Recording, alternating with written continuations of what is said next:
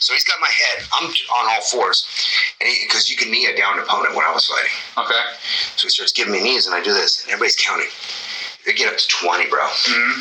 The crowd, 1, 2, and he's kneeing me, and they're like, and the mace comes over here, and I wink at him. And he's hitting me right here, because this whole thing was black after the fight. Yeah. He's like this close, but he's never touching my face. Right. Then he breaks to get up. Yeah. He didn't expect. I was just waiting. He didn't know I was resting. Mm-hmm. Boom! Hook him, and he wobbled. Right. What round was this? When I fought Chuck, it's a 10-minute round. Oh, fuck. This was back in the day. It's 2 10-minute rounds, 5-minute overtime. So you were in the first round still with this one? First round. With the right hook. Bam! And he fucking wobbled. Then it switched. Everybody started cheering for me, the little guy. Right. Now, I didn't know, and I didn't know how to counter. I fought him like the old karate style. I would jump in, punch him, jump back out, he'd punch me because I was in his range. Right. I would run in and punch. I would chase him down, run him down. We'd give him a 1-2, pop back out, so I'm getting hit. Instead, only one time did I step out and get a hook and keep turning like this. Right. Keep circling, right? If I'd have had a better coach at the time, I could have won that fight. Right. But I didn't. And I was only running 2 days a week. I didn't take Chuck serious. That was my mistake. Right. I thought he was a big, lumpy ogre guy. Little did you know he was going to be He's fucking tough. Yeah. And he's fucking just good shape as anybody else. And I didn't realize, when you read his book, that was a do or die. My fight with him in his book was a do or die for him. Because he needed a win to get back in the UFC.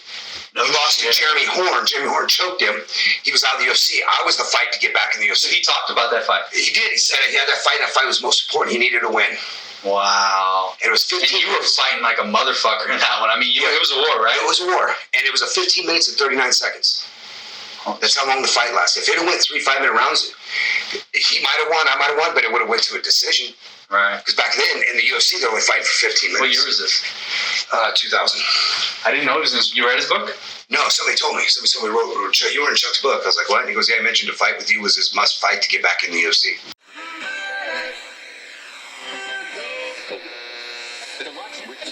Yeah. So what would be the greatest way that I could experience this unlimitedness that I pray about every day?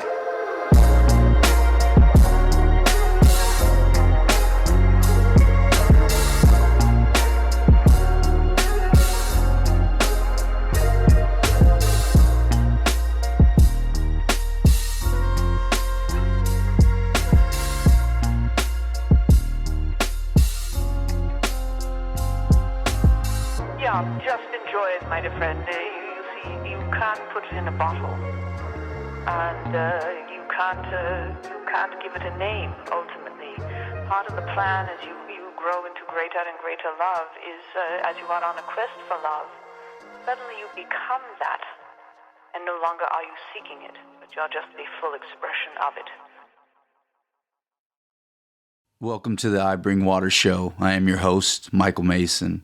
It's good to have you guys back. Obviously, I've had an opportunity to drop my first episode, the pilot episode, which was very much a personal, account in a lot of ways of, of who I am and kind of the things that I've been through to bring me here to this point in my life. And, this show here, this episode, EP2, Stockton Grit, is much more of a tamed down, kind of example of the work, and so it's kind of just sit back and listen and enjoy the conversation kind of thing.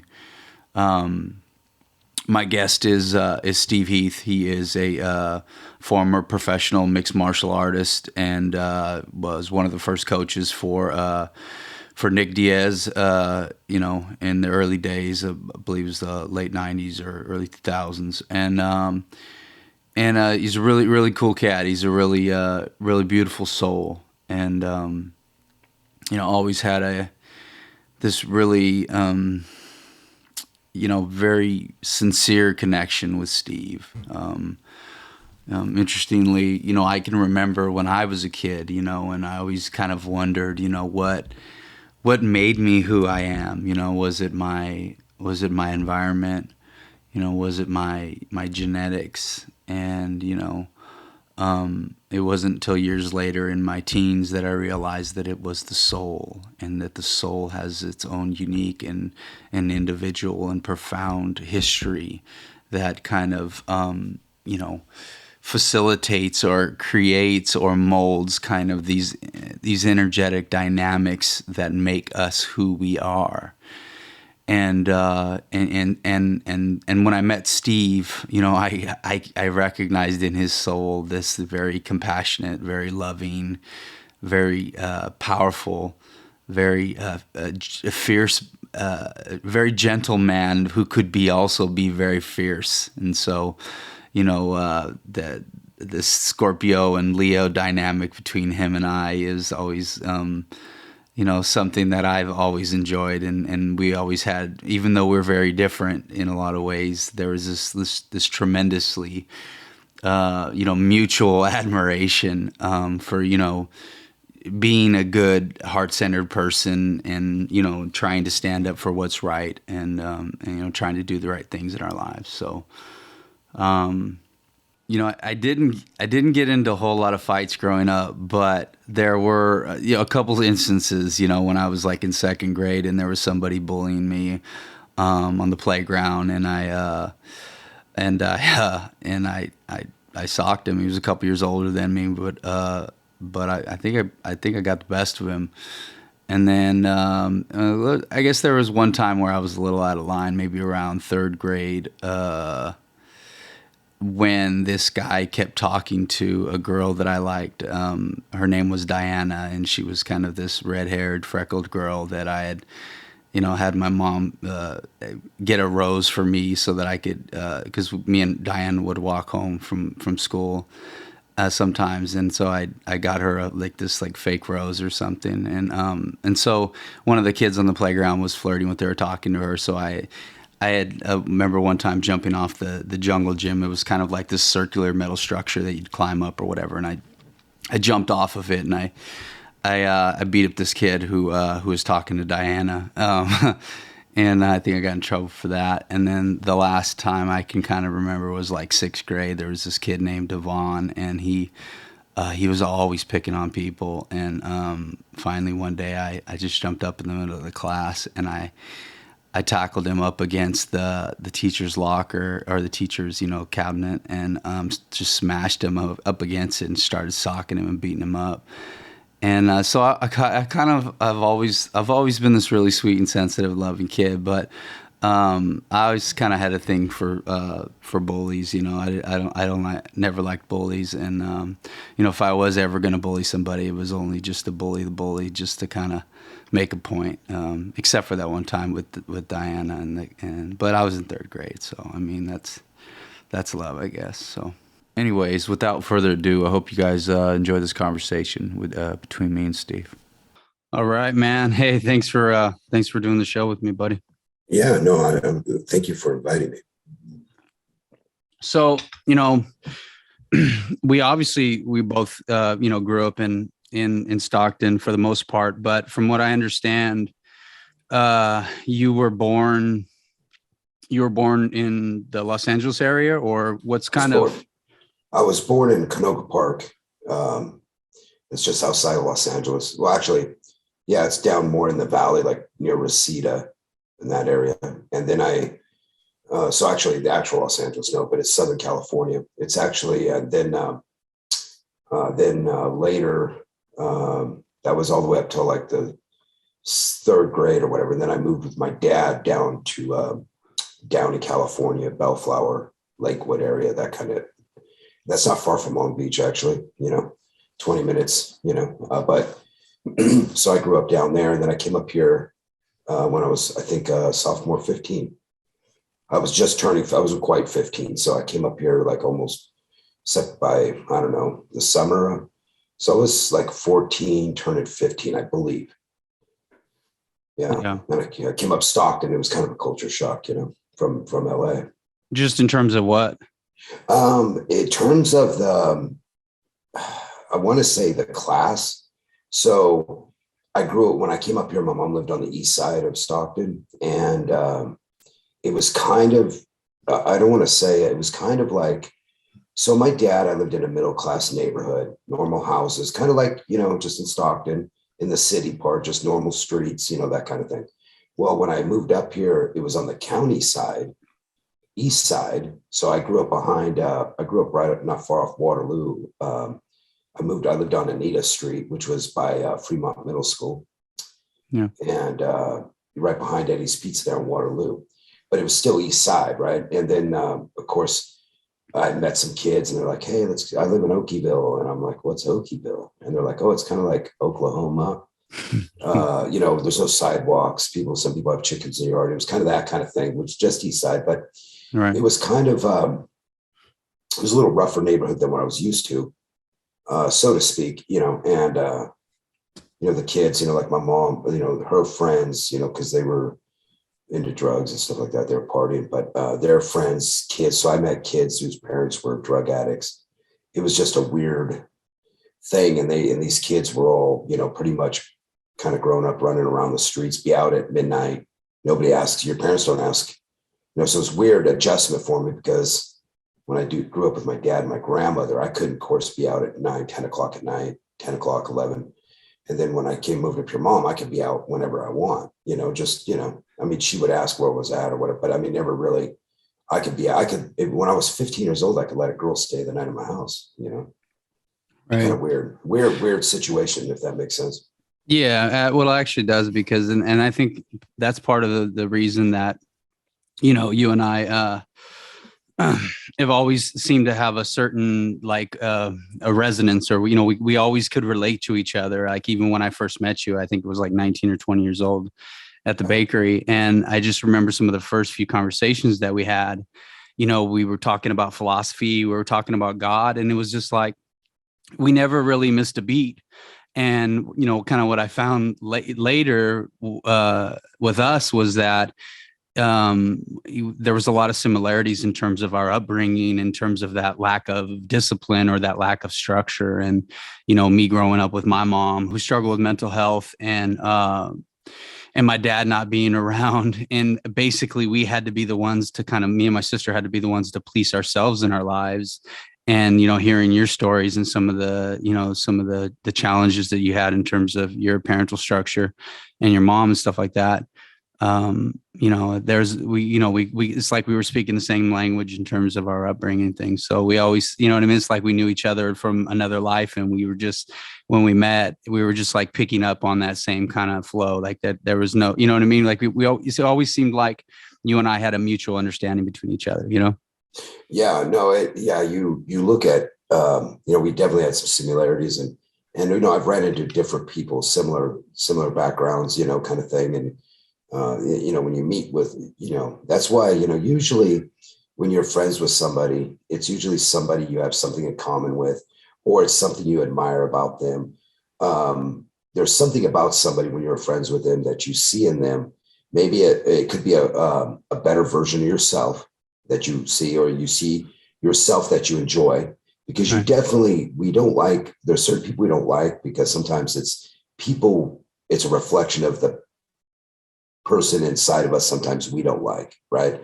Or, whatever. So when you're looking at somebody and you're like, and there's some people you're just like, I have nothing in common with, like I said, it's basically you're friends with people you have something in common with, something you can relate to, or it's, you can have different backgrounds, but it's something that brings you together, where it's, a hobby or, a goal.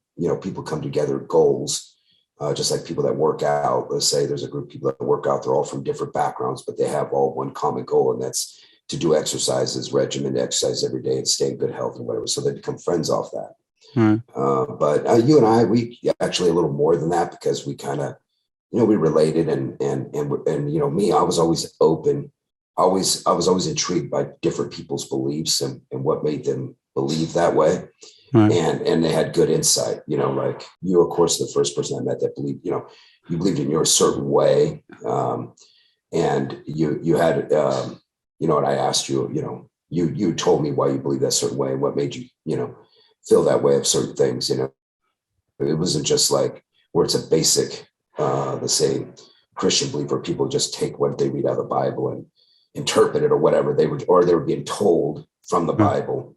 when they go to church and they're like, oh, I believe this way because this is what it says, you know, and then they just kind of yeah. Well, I've never had a surface relationship. I don't do surface relationships with people, and I've never had a surface relationship with God. For me, it's always been a very personal, a very internal journey, a very personal journey, you know, with my commitment to love and things like that. And so, we definitely related in terms of on an emotional level. I think more than anything that you and I have a certain emotional connection or reverence for one another. And that always stuck with me when you explained that, that people develop friendships through kind of an admiration. And even more recently, like when I've been studying astrology and stuff like that.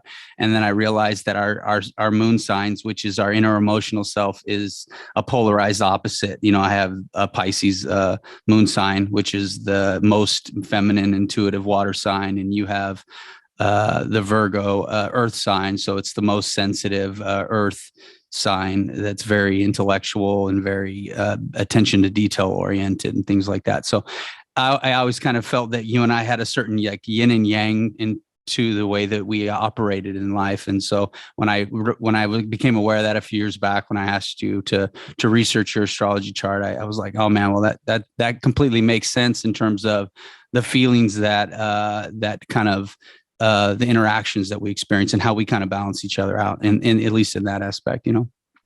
Yeah, no, absolutely.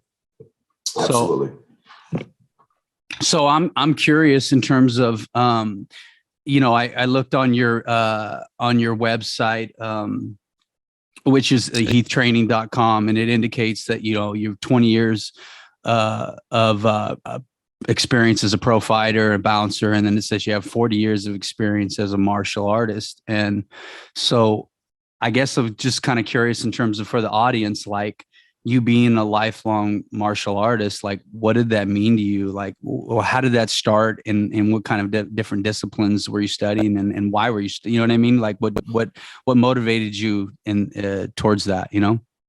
Well, when you're a kid, you know, I think it comes when you're a kid, you know, like you watch Bruce Lee movies, and I watched Bruce Lee movies, and I liked Kung Fu, the series. When I was a little kid, I just, you know, watched some TV. But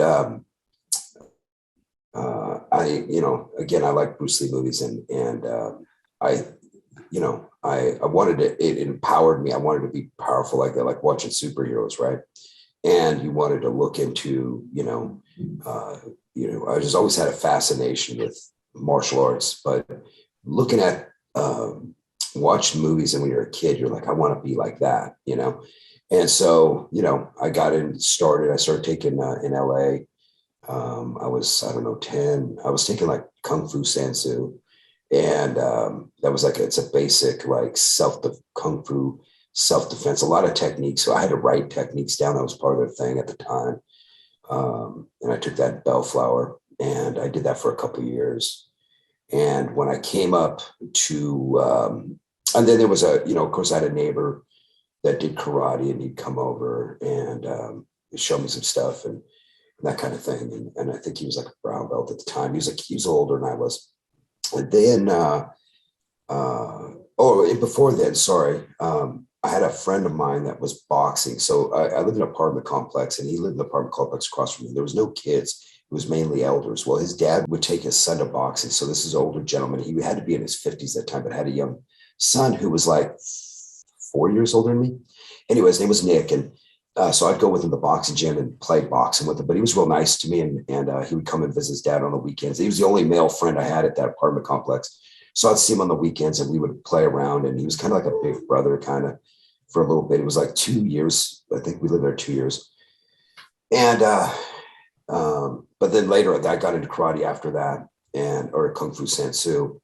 And then some guys were showing me some books. They were older. They were showing books, Bruce Lee books. These guys were just working out, showing this technique or that technique. So I asked my dad, I looked him up, and they had some books, and I got some books, and I was reading Bruce Lee books or whatever, you know, and it was like Tao Jeet Kune Do or whatever. A lot of it I didn't understand. I was a kid, but I was reading some of the techniques. And then, of course, doing the Kung Fu Sansu, I enjoyed it. And then when I moved up to Stockton, of course, there was, I didn't have Kung Fu Sansu. Well, I didn't really have any martial arts. So when I went into my sophomore year, I was in my English class talking, and I saw some kids are like, "Oh, Malcolm Ekwanoa teaches karate or something," and I'm like, "What? I have him. He's my English teacher." "Oh yeah, he's a karate guy or whatever." And so I had him in English and talked to him, and it's like, "Yeah, I got a dojo in my house." So I went to his house, and it was a dojo. It's right there on North Commerce and Harding Way, or it's actually right around the corner from that. But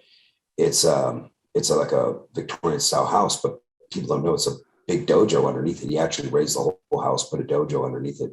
So I think it had like a basement. He just dug it out more and raised the house. But Malcolm Ekwanoa he was Goju karate champion back in the 60s with Rodney Hughes Sr.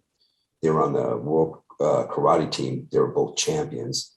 And so I was doing karate with him and Don Jose, who was an instructor for Malcolm. And so I trained there. And then, of course, I was still reading the Bruce Lee books. And and then because of the boxing with Nick, this kid, Nick, I still had interest, and I looked up a local boxing gym, was the California Police Youth Activity Center on Union and Main Street. Yeah. And so I was doing the karate plus boxing.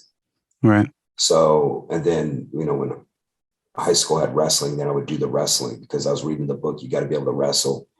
You got to have hands. You got to do this and that. So on Mondays, when I didn't have wrestling, on Mondays, Wednesdays, and like Saturdays, I did karate. Tuesdays and Thursdays, I was boxing down at the Police Youth Activity Center, and I met Toby Flores down there. He was down there. He was a professional boxer at the time. He's kind of a local legend in Stockton. I was down there, and he'd give me pointers, and we reunited later when I was doing MMA. He'd come in and help us out. He would do jiu-jitsu, and he would help us out with our boxing or our hands, hold mitts for us, that kind of thing. But anyway, so I was doing the boxing and karate and all that kind of stuff. And then, so I was trying to be well-rounded, and this was well before the UFC. So this was probably, you're talking 88, 87, 88. And this is before 89, this 87, 88, 89. This is before the UFC or any thought of Vale Tudo or No Holds Barred, or it was never called MMA back then. But I just knew I wanted to be a well-rounded martial artist. I can grapple, I could wrestle, and I didn't know submissions really at that time. I just knew some wrestling, takedown, whatever, front headlock, that kind of thing, and just basic stuff. And then and I did karate. Then I met Carlton Crosby with Don Jose and Malcolm. They had some stuff going on, so they couldn't teach. That I met Carlton Crosby and Paul Munoz. They were doing Goju, same style. They were linked to Rodney and Malcolm. So then I trained there for a bit. And then Carlton introduced me to Eskrima, which it was now Filipino martial arts with stick and knife.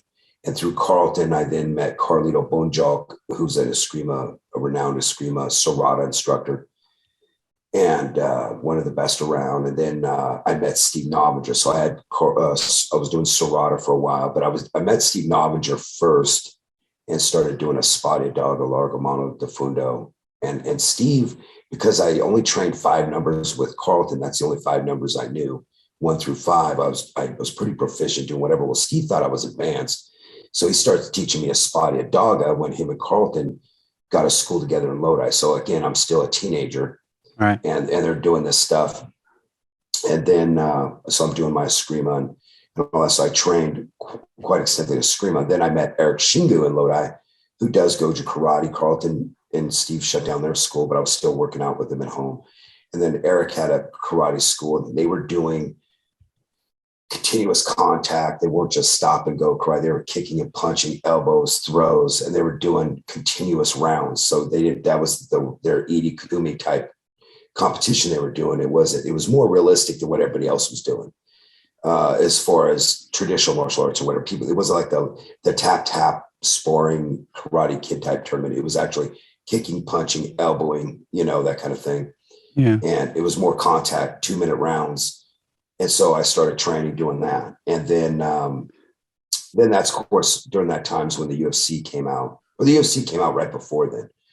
But then the UFC came out. Of course, I was in 93, but I was already, 21 or whatever, 20. And I just started doing that. And then, but I was already pretty proficient at all ranges. So I expanded and not just being good with my hands, feet, or, with kicking, punching, trapping, grappling, but now I learned weapons, and I really got into a screamer because with the numbers and the angles, you could basically use anything, a weapon. And then I was seeing the correlation between weapons and hands. There's a lot of it, the same movement, just different ranges. And then it all looked the same to me. So then I was able to, I think I did well because I was able to pick up on when you're coming at me with a number one with a knife, that could be, you're coming at me with an overhand right, same movement. It's just the object may, what you have in your hand may change, but you're coming at me with the same linear or same angle at me. Yeah. And then I can capitalize on it. But so I was able to put it all together. So I think that's where I excelled. And then Eric hit me up and he said, hey, there's these Gracies in town. They're in Sacramento, teach us summer. I'm like, no kidding. He goes, hey, it was real expensive back in the day. And he goes, hey, if I pay half and you pay half, I'd like to send you, because you're the guy that grapples the most. Because I was wrestling everybody right to the ground. And I was like, yeah, I'll go. So that's how the Gracie thing, that's how I met Caesar Half Gracie. And that was in Sacramento. Like, I don't know, that was probably 95 maybe. And so I went, then I realized they were only an hour away. So I came back, taught everybody at Eric, and Eric showed them what I learned. They really enjoyed it. And Eric couldn't go because he was teaching full time. So I started going up to Caesar's, doing the group classes in the semi-private class, but a lot of group classes several times a week. Kind of got away from karate at that time and just immersed myself into jiu-jitsu. And really, because I thought it was that cure. I thought jiu-jitsu was the end all. It was the best thing around. And as I, looking back on it now, but it had its purpose. But with all martial arts, they all have a part, whether it's stand up, whether it's your throws, takedowns, like you don't separate, you don't segregate your martial arts. They should all flow into one.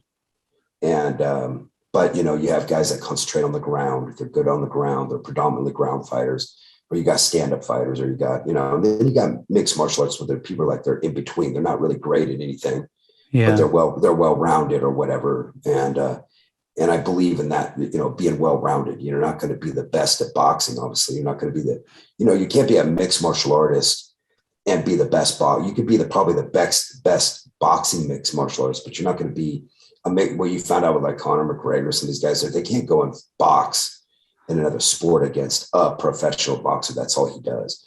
Right. Just like, you're not going to, go and wrestle. You're not going to be a mixed martial artist. You're a great wrestler, but you're not going to jump into wrestling and enter the Olympics and freestyle and think you're going to do anything against guys that's all they do. They're specialists, right? So that's all they do. But in real world, in real application, if you are well-rounded, you understand, takedowns, and you understand kicking and punching, you understand distance and footwork, and you'll be well-rounded. You could fight, you could try to capitalize on your opponent's weakness based on, because he might be a better boxer or kickboxer or whatever, but if you have better ground and you get him there, you might be able to, establish, superiority of them. Right. Yeah. And that was kind of my question is, I guess that in terms of the world and a more integrative approach to mixed martial arts, I'm guessing in those early underground days that it was just a time in the world where there was just this energy of movement of beginning to kind of integrate all of these disciplines so that people could take that next stage of a certain level of self-mastery, right? Because like you said, it's just like anything in life. If you want to learn a certain skill set and you focus your whole life being, let's say, a painter, well, then you can, at some point, whether it's this life, next life, you got, the Leonardo da Vinci's of the universe, or you've got the Mozart of, you know what I mean? So when you got people who are so focused on a specific mastery, they can become profoundly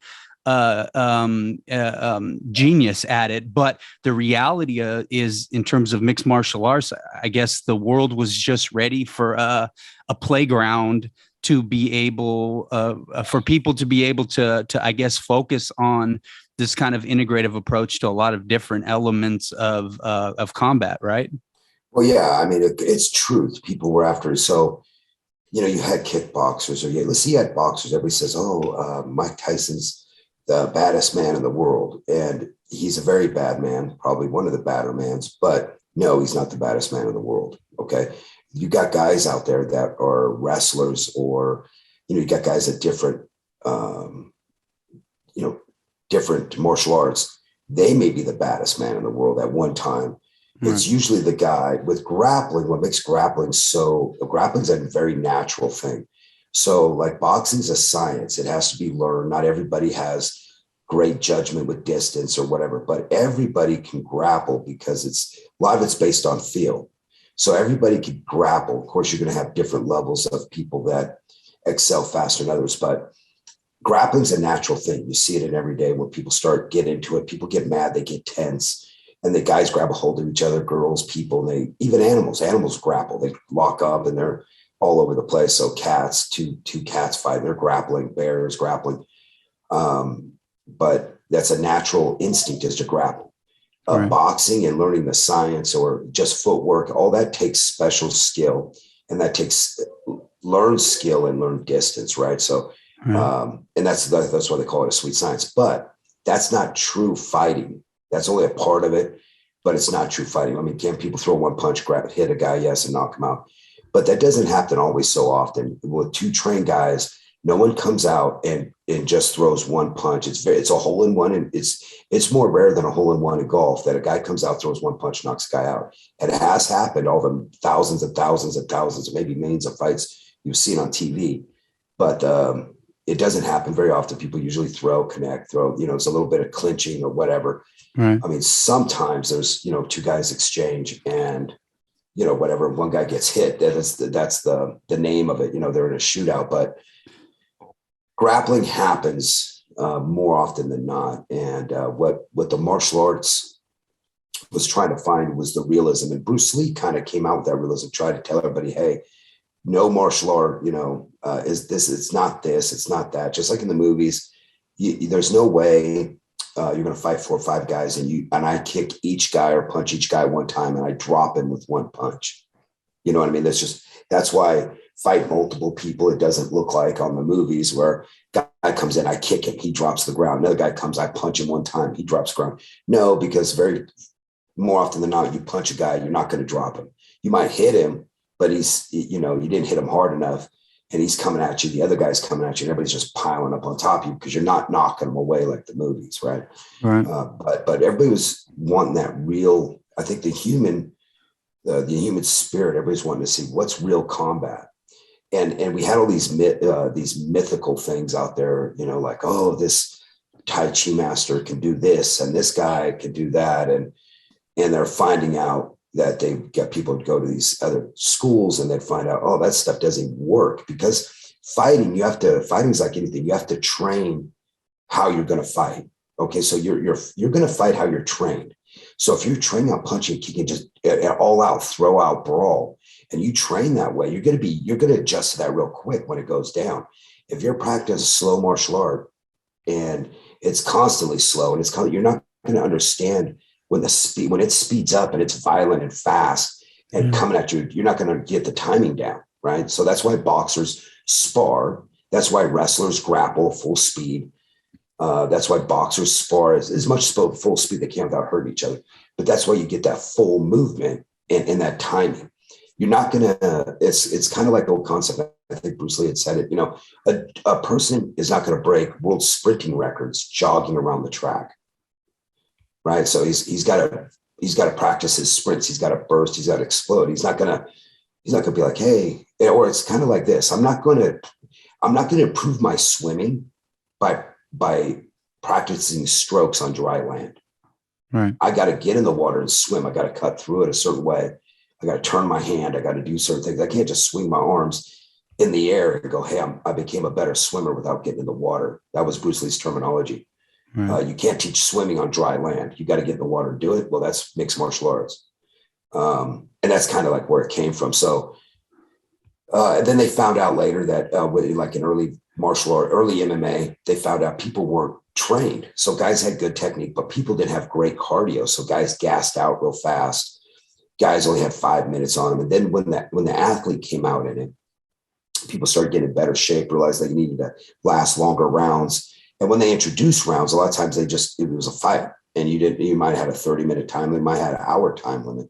Sometimes in Brazil, there was no time limits. Sometimes guys would fight for 2 or 3 hours straight. So when that happened, but now that's not a great spectator sport. Nobody wants to sit there and watch two guys fight for 2 hours. Right. Right. Exactly. But so they want to see things fast and action packed. So then they shorten the rounds and they have these guys, go at it. But the problem with mixed martial arts, it's hard to grapple in 3-minute rounds, or it's not good for a grappler. 5 rounds, even sometimes you see a guy finally get a guy down, finally get his back, and he's sinking in a choke. And then the bell rings and they got to start over. So sport fighting, again, is not real fighting either. It has its limitations. It has more truths than most, but MMA is not 100% factual either, because they don't allow you to hit in the back of the head. Some people give up their back when you take them down, and they're covering up, and you can't hit them in the back of the head. Well, you can end a fight with 3 punches, 2 punches, 1 punch in the back of the head could call a whole fight. You knock a guy clean out, elbow to the back of the head or whatever, but yeah. And in the real world, obviously, right? So that, like you said, there's the limitations or the vulnerabilities are safeguards for the fighters in that dynamic, right? To a certain degree. Yeah. And that's the whole thing. But I think people in their spirit, people are trying to find realistic martial arts, and they're starting to come around and say, hey, that's bullshit, or that's garbage. And it's really hard to fight multiple opponents that really want to kick your butt. And you get 2 good, tough guys, and people say, oh, imagine fighting 2 Vander Holyfields. Imagine fighting 2 Mike Tysons. You know what I mean? Imagine fighting imagine fighting 1 Brock Lesnar, but a big guy like that. Imagine there's 2 Brock Lesnars. Right. You know what I mean? You're done. You know what I mean? I don't care, but and then of course that's where I come in. You got to have weapons. Sometimes. So my concept of martial arts is coming out with force multipliers. So if you fight multiple opponents, or you're at a disadvantage fighting a bigger person that has better physical. So in martial arts, there's people on the street that don't fight, that never have had any training, but what they do have, they're natural athletes, what I call, and they have what I call physical attributes, which is, there's an old Jeet Kune Do instructor back in the late 80s, early 90s named Paul Vunak. He came out with a book called Physical Attributes, JKD Physical Attributes or whatever. I believe that's the name of the book, but it has to do with physical attributes. Mm-hmm. And he was kind of talking about what Bruce Lee was saying, but have you ever seen those guys that never really played much ball, really, like as far as sports, but they come in and they'll play basketball or football, or they'll play baseball just as good as anybody else, right? Have you ever seen that? Well, sure. Yeah, they're natural athletes. So you get those guys that are natural athletes. They never really fought, whatever, but they're natural athletes, and they're going to give anybody a run for their money, just because they're naturally athletic. Right. Where martial arts comes in is if you have great technique, you're not a natural athlete, but you've been performing these techniques. A lot of times you could technically become superior than somebody who's just a natural athlete who has not as good a technique, but your technique can wear him down, where then you can nullify him. And that's kind of like, where true martial arts comes into. Right. Well, yeah. And it's true. And I was reading a book a few months back, and I didn't actually finish it. But it's called Outliers. And it basically starts off the book where it talks about how a lot of people who are successful in life, they have this threshold of, like, let's say 10,000 hours of practice before a certain level of self-mastery reveals itself.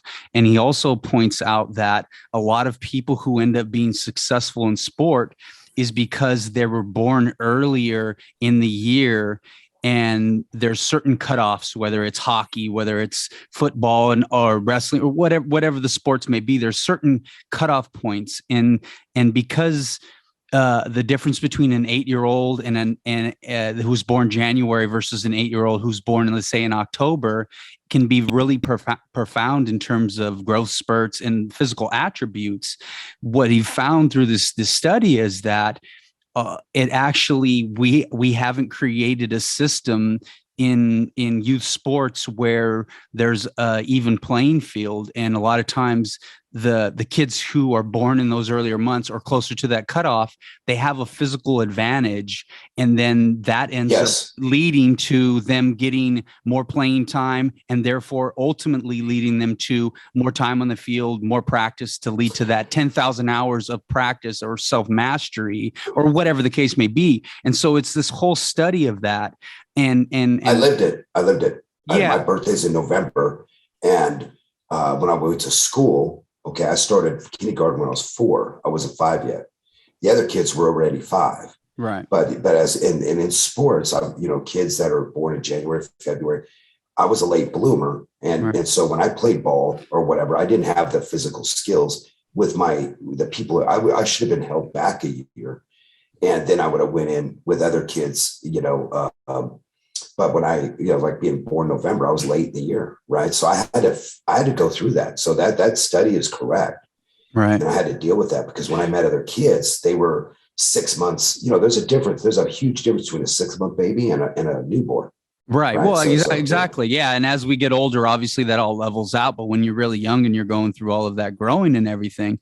But what made me think of that was when you're communicating in terms of natural skill and ability, what I find or what I intuitively think is some of these really, really great success stories.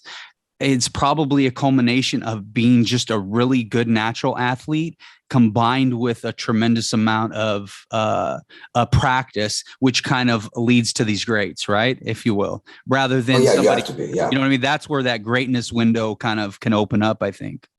Well, yeah, you have to have a physical, natural attribute to be an athlete of any kind. Let's say Tom Brady.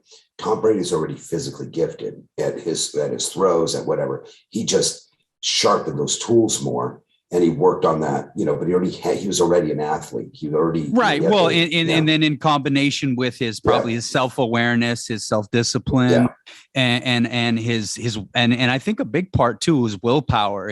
He's probably going to go down as one of the greatest quarterbacks ever, and I bet you a lot of that even more so beyond his physical skills or practice is his spirit, his drive, his, being that kind of that willful person, that too I think plays a big part in success as well in life. Yeah. And and probably his upbringing, parents, real supportive parents. Right. Having everything aligned or whatever the case may be, and those are assumptions, but you know what I mean?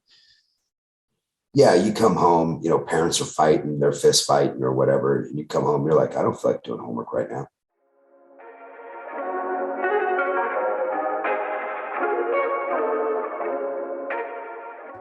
Yeah. So my question to you is like, in terms of how many years you actually participated as a martial artist, and what were some of the most memorable fights that you've had, or the ones that hold, the most, charged energy or the most nostalgia for you? Well, there was a couple of them. I think, obviously with the Chuck fight, because it was so high profile, it was definitely, I took it on a short notice. I didn't train for it probably like I should have. I trained like 4 days a week because I was working so much overtime because I was an hourly employee at the bakery, remember? So I only had like one person to train with. That was Nick. That would give me, but he was 16 years old. That would give me, I had Nick and I had this guy named Mike who was close to my age. He was Chuck's height, but he was just a boxer. He didn't throw kicks really at the time. And he was a good opponent, but he could only come in once a week because he was out of town. And so I had, a couple of weeks of maybe sparring, 4 or 5 sessions maybe. And then with Nick, and then the rest of it was obviously grappling. But as far as, looking back at it, I wish I'd had 8 or 10 weeks. And I didn't know when it was actually his way to get back in the UFC. So he trained his hardest for it. He was supposed to fight Jerry Bolander. Originally, Bolander backed out 2.5 weeks before the fight. They called me and offered me like $1,500 or $2,000. I think it was $1,000 to show, $1,000 to win or something. I needed the money. And, and I went in it, but when I fought him, in the early days of mixed martial arts, before it was sanctioned, the IFC, it was on their championship fights was 2 10-minute rounds with a 5-minute overtime. Their standard fights were 8-minute rounds, 2 8-minute rounds with a 5-minute overtime. Yeah.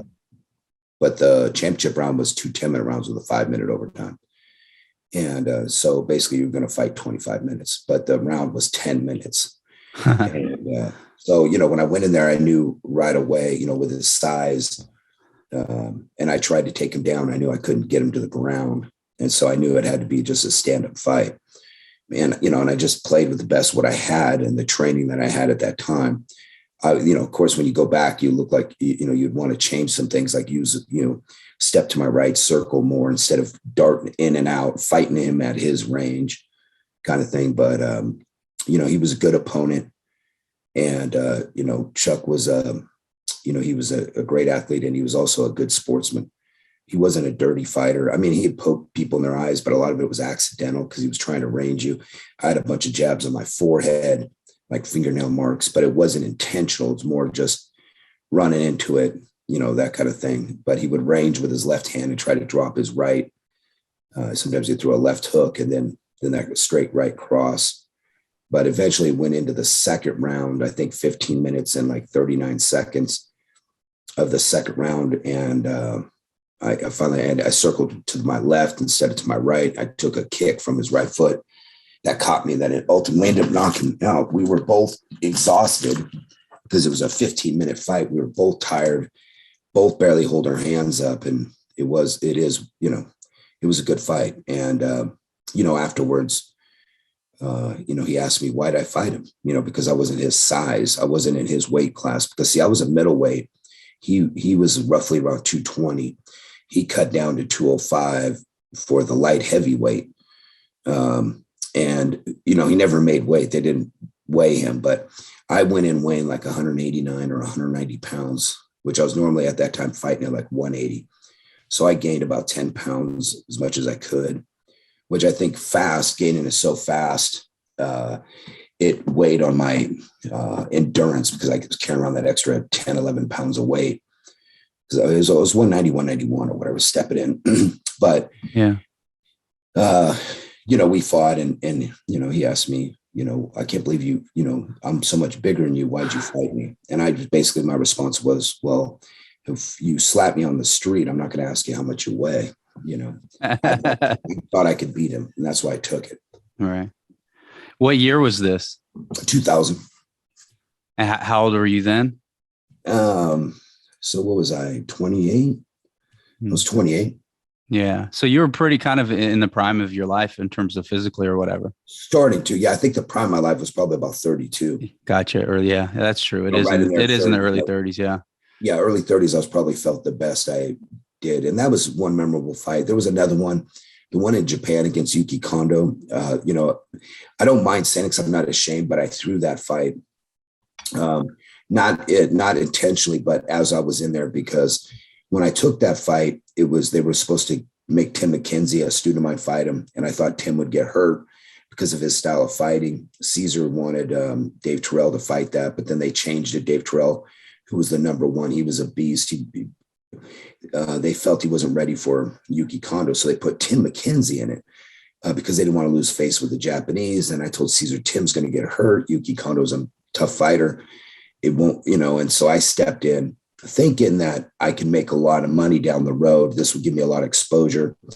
Yuki Kondo was basically going to fight, had a fight with Vanderlei Silva. And if I could derail that, maybe I'd get a fight with Vanderlei Silva and make more, make money. And when I got to Japan, they basically told me, listen, you're 32 years old or whatever I was, 33. We're not, we have no desire to really, sign a contract with you because you're older. They wanted younger guys. And I was basically getting $1,200, which I didn't know. I was only getting $1,200 and, to fight that fight. And when I went in there and I tested him, I realized, okay, this is going to be a dog fight. Plus the following week, Nick was fighting Robbie Lawler in the UFC. And I was there and I did want to show up there beat up because, Nick, everybody was already thinking Nick was going to lose to Robbie Lawler the first time. There was a lot of animosity towards that fight at the beginning that I think, and so I didn't want Nick to show up and then be beat up or something happen. So I was more concentrating on Nick's fight. But when I got in there with Yuki Kondo, I'm like, why am I doing this? I'm getting $1,200. It's a one-time only, regardless if I win or lose. So why fight it to the end? And basically, if you watch, I give my back and I don't defend my neck and I let him choke me. And I regret that. But at the same time, what would that fight would have taken me? And could it have taken me somewhere? It may or may not have. But according to the Japanese at that time, it wasn't going to win or lose. He sat there and told me that. They told me that at dinner. Right. And I was like, why am I even doing this? Just as a matter of like, if my face gets mangled or, whatever, and becomes a war, which it could have been. And, but, I trained for about, when that fight got called, I trained for about almost a month for it. So I wasn't in fighting shape, but I was training pretty hard. But about a month for it, I just jumped in there and started training. And then, of course, had to go to Japan. So it was about 3 weeks because of the Japan travel. And then when we got there, and it was a good go, but, that was a memorable. But I think one of the most memorable times, other than the Chuck Yuki, was I fought a guy named Phil Messenger. He passed away now, but he was a guy from this Metal Militia, John Lober's team. And he and I fought. We both had different opponents originally. The day of the fight, we ended up getting paired up because his opponent pulled out, my opponent pulled out, and we were the same weight. He was prepared for a rematch title fight, a 20-minute fight. And I was there for a tune-up fight because I had just come off surgery, hernia surgery, 8 weeks prior to that. Mm-hmm. So I shouldn't have really been fighting. I was just doing it for a paycheck. Again, that was $1,000 cash. And, which was probably like $1,500 or $2,000 now, but I needed the money back then. So I fought that guy, and that guy came out, and he was headbutting, doing all kinds of crazy illegal stuff. And it caused a big old riot in the arena. They have it on video somewhere on the IFC, but it caused a big old, Chuck was there. Plus it was my fight after Chuck. So that happened like in April or whatnot. I think Chuck happened in July, early July or late July. I think it's when I fought Chuck, or August, somewhere right in there. And then of 2000. So this 2001, I fought this guy. Yeah.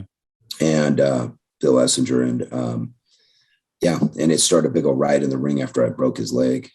He was cheating and, headbutting me, elbowing me at the 12 o'clock in the back of the spine, doing all kinds of stuff. He was all oiled up. He had shoes on. I caught him in a footlock and I cranked his leg. And then as I got up, we were up against the cage. Lober had his face pressed up against the cage, yelling obscenities to me. And I mooned him, not realizing my ass was up against the cage, touching his face. So he come over the cage, and I had no idea. I was walking to Nick. Nick was trying to get me out of the cage, Caesar, and all of a sudden people just started jumping over the cage. And then Nick pulled me out of the cage. We turned around, and there was just like 15 people fighting in the cage. Wow. It was kind of surreal. And I thought I was going to get paid. I ended up getting paid, but because when you do something like that contractually, they can not pay you, you can right.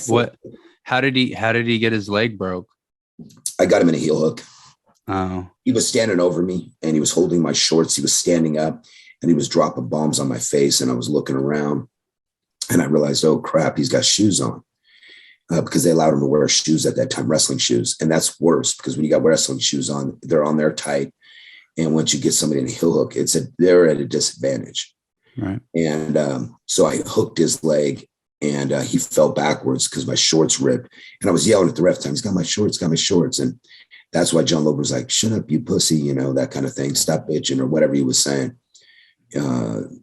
Phil's corner was, but yeah, he fell back, and I broke his leg. Yeah, he was a real wound up individual. He was kind of like, I explained to people, fighting that guy was like fighting a squirrel that somebody shook up in a box, and then you let him out. That's kind of energy he had, which threw me off. But I did well. I grappled him, and his timing totally messed up my striking. So I didn't try to bang with him. He was a banger, but I basically just grappled him and didn't throw a punch on him and then broke his leg. I won many fights without throwing a punch, Yeah. So So how did you end up meeting Nick? How did you end up like developing a relationship with him? There was at the gym we were at. It was a gym in Lodi. It was a weightlifting gym and martial arts things called. It was called Animal House Gym, and a lot of teenage kids would come into the gym. In the back, Bob Shamrock, who was a foster parent to Dave Cranny, who owned Animal House Gym. Bob Shamrock in the early days, how I got with him as a Gracie fighter.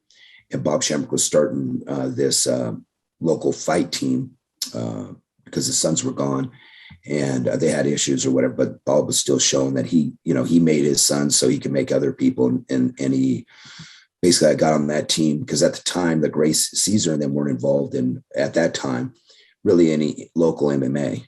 They were involved. Caesar was involved with Half with Extreme Combat, but that was like in 96, 97. And this is like 98, 99.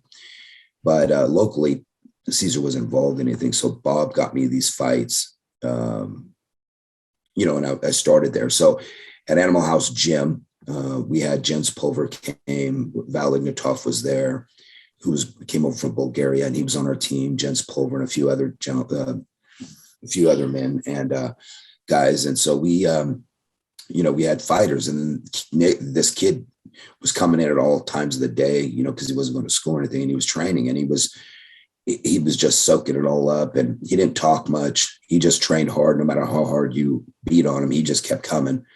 And I was like, hey, this kid's got something. And he trained. A lot of people didn't initially like him because he didn't talk much.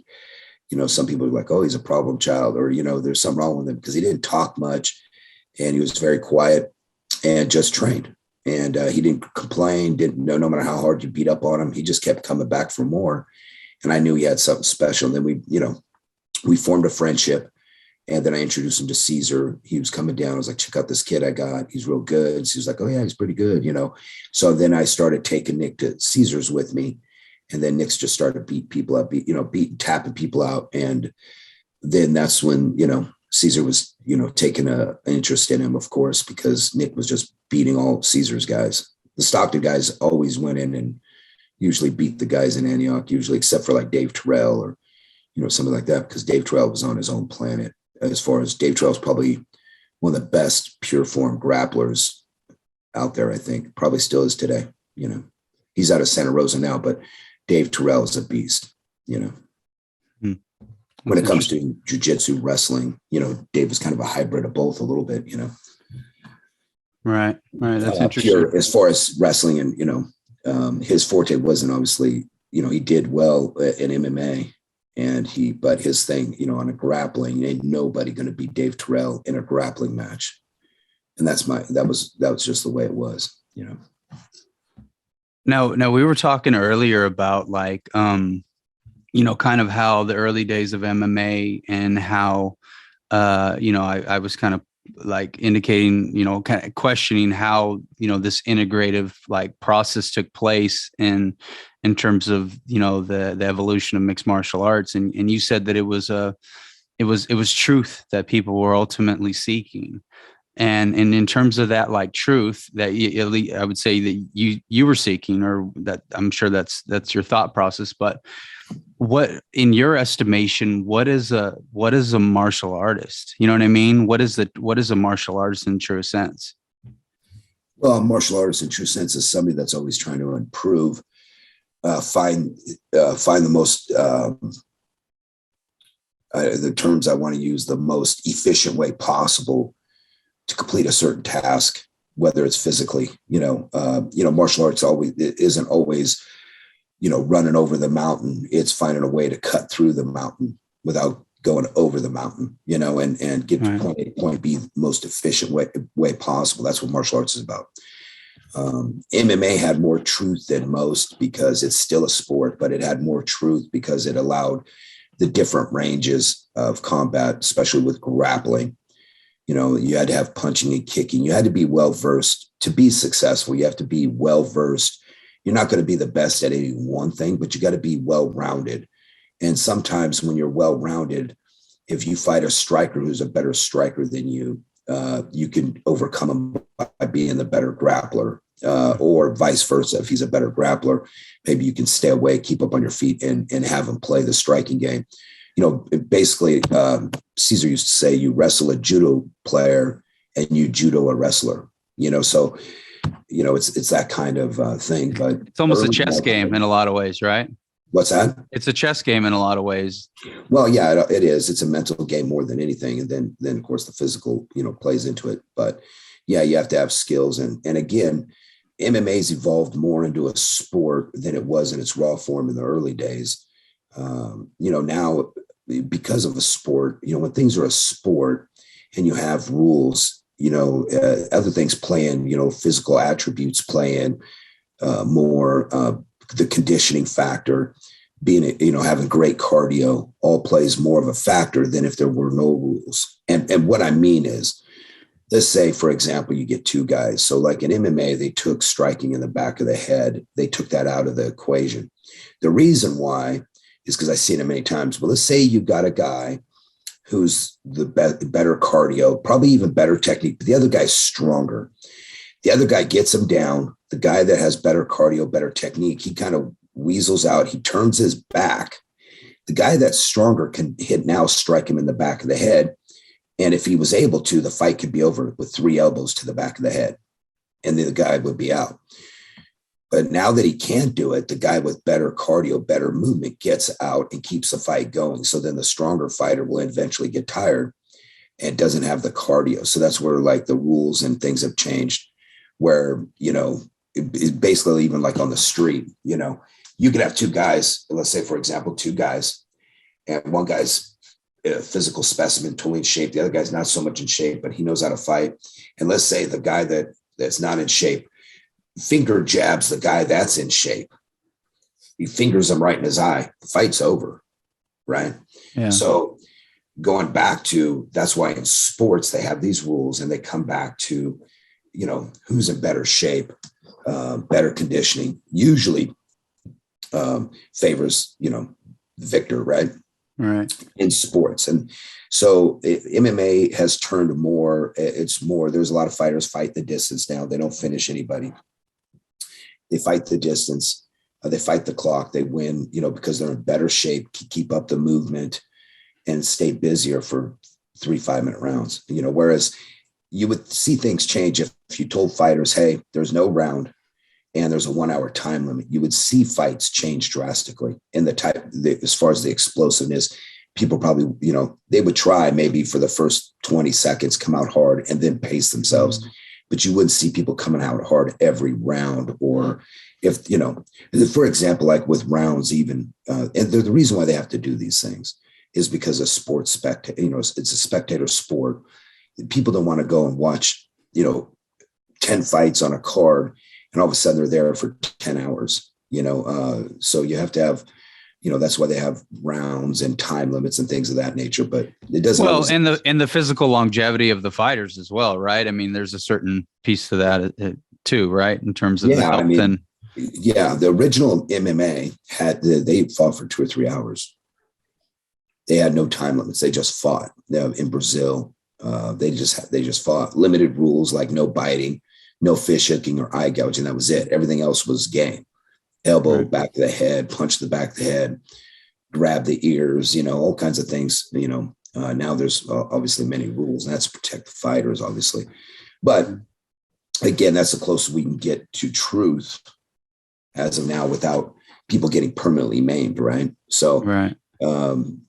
It's not like gladiator days where people fought until, guy was disabled or dead or physically just broken in half, but yeah. But when I'm thinking about, like, in terms of like a true martial artist, and you said one of your original inspirations was Bruce Lee. And when I think of Bruce Lee, he's a philosopher, and he's somebody who, sought, I think, to realize his own spiritual self in conjunction with the realization of his physicality, right? And a certain genius in terms of the physical movements and simplicity and all that kind of stuff. And so, he was ahead of his time. Yeah. So, with Bruce Lee, he mixed his philosophy, he brought it into the physical world. And he, with martial arts, you have a lot of forms, different styles. And his whole thing was, you shouldn't fight, you mold yourself to a style. The style should mold to you, or there shouldn't be any styles. He at the end didn't even want to coin the term, like his system, his reality of things. He called Jeet Kune Do, the way of the intercepting fist. But at the end, he didn't even wish he didn't even coin the term, because then by coining the term Jeet Kune Do, limited himself. Yeah, and people copy that system, that certain way of fighting. That was just, he had 5 entries, how you would enter, whether you start with a low kick or a finger jab, then you would come with, whatever. He had different things he did. But in reality, fighting, he said, should be like water, right? You pour water into a cup, it becomes the cup. He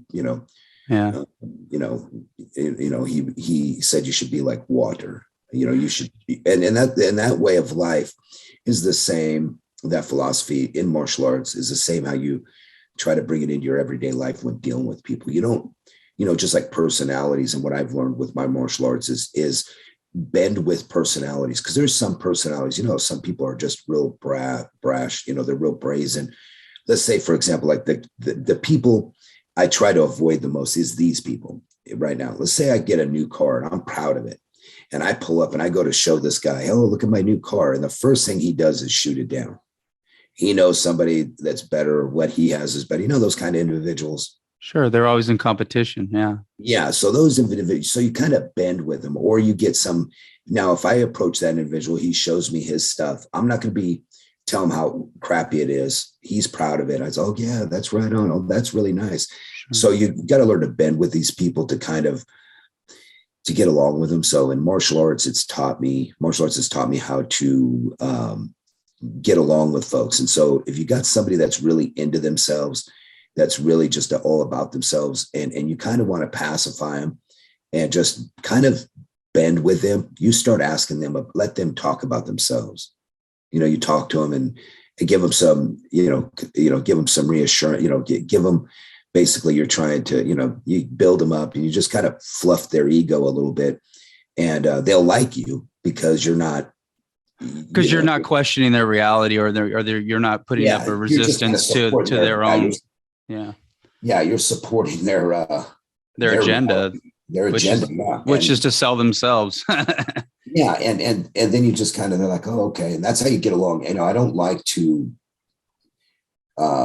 emotionally, stand hard with people or whatever. So martial arts taught me that, where I could get along with most anybody. I could talk to them. If I don't know their interest or anything about their subject, I ask them about it. When people are into things that they like, they'll talk about it. Right. So, that's how I get, that's just how I, when I get to meet people, whatever, I try not to have any enemies. It's kind of like, I've got over the fact of being liked. I wanted to be liked. It bothered me not to be liked by somebody. Now I don't care, but I don't purposely try. I don't go out there or, I don't kick up the hornet's nest by sticking a stick into it and just staring it up just to be malicious or whatever. I don't do any of that. Right. I just try to add some smoke to the hornet's nest to mellow everybody out and just kind of get what I need, or, just if I have to, work with these, somebody that's like that, I have to work with them or whatever. I just try to guide right in and become like water in between them and reality. Right. So sorry. But you're right. I mean, Bruce Lee was onto something in terms of the recognition that, people are so focused on intellectual framework and boxes and ways to attach things.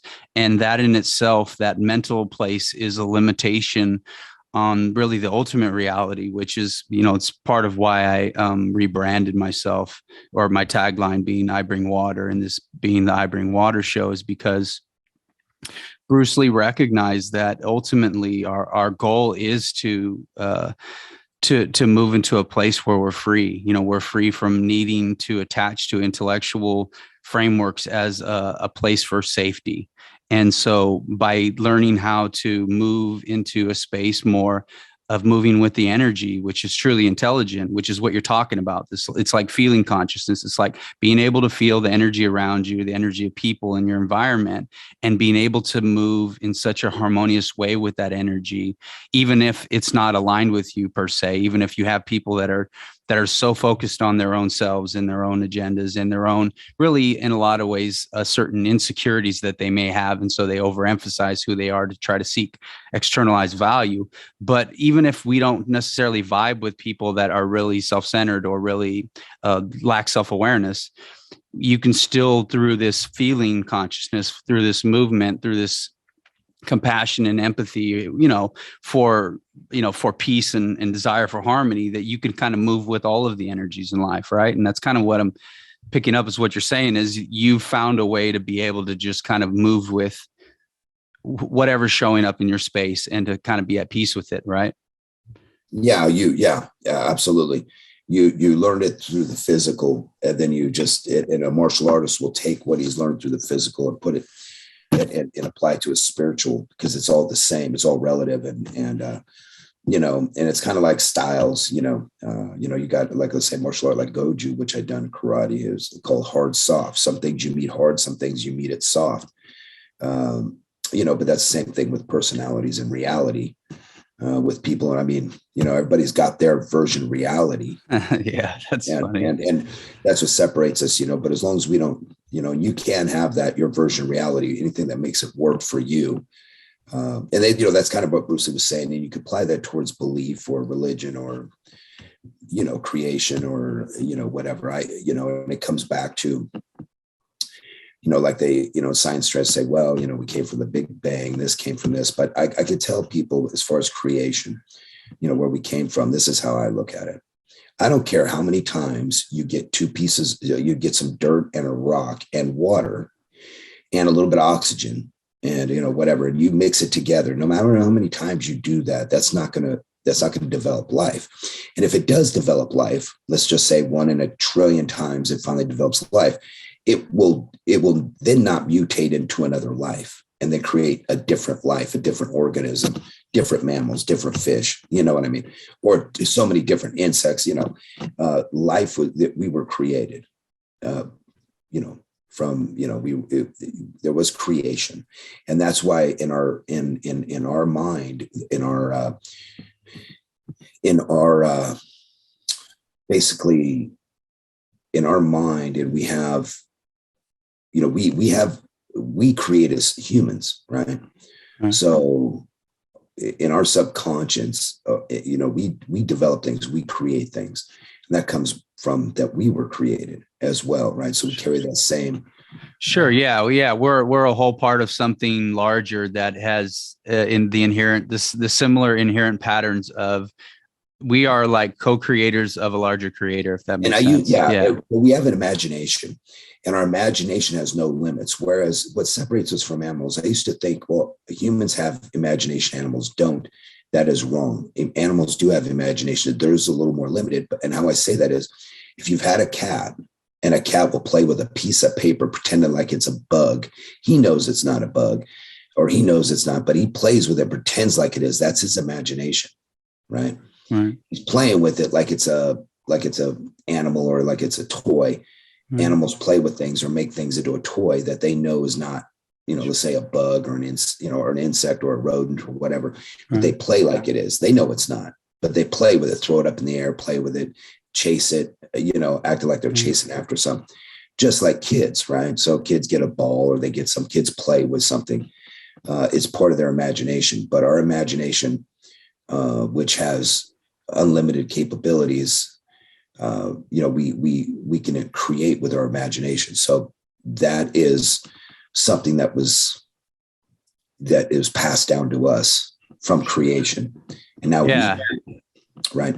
If we didn't have that, if we weren't created, we wouldn't have that creative imagination to do the things we do nowadays, where you see it, and it's all relative, so certain things, you put two people on a planet or two people on an island, they'll never create a computer, right? You got to have the one guy that's on there, everything's relative. So everything kind of morphs into something else, and you got to have the different versions, everybody with their own reality, everybody with their own imagination, everybody with their own ideas of where things may look like to them. And that's how things are brought up, just like, it's likely you creating the artwork for your,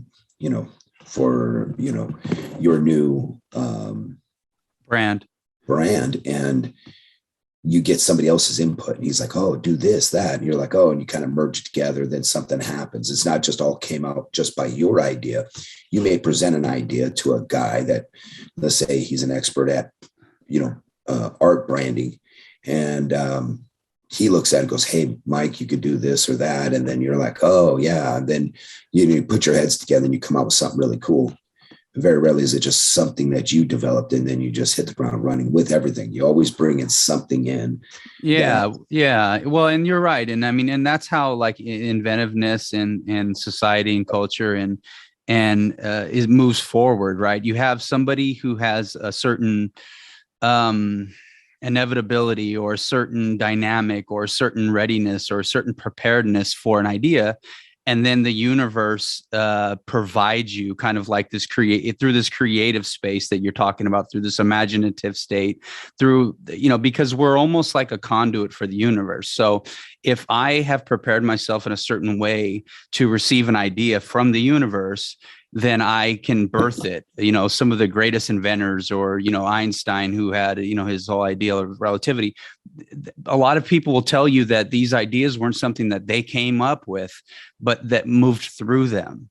And it's so when you're prepared to receive something or to birth something into the world, into the universe, you receive it. And then in that reception of it, then you share it with other folks who have maybe other tools to be able to help birth it further into the world. And then through that co-creation or co-collective process, that's really how the universe works. That's how God works. That's how all of these parts and pieces and different people and different individual strengths and passions and skill sets that are developed.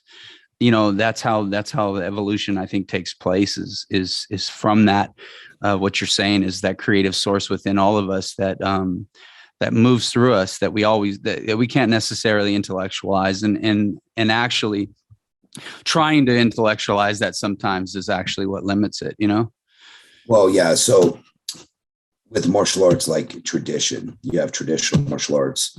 They have their place, and like Bruce Lee called it, the classical mess.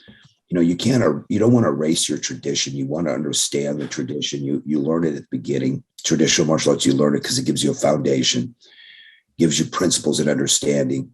And that's how we need to do just within life, with our history. We don't need to erase it like what's happening nowadays out there. They're tearing down statues or whatever, whatever may be the case.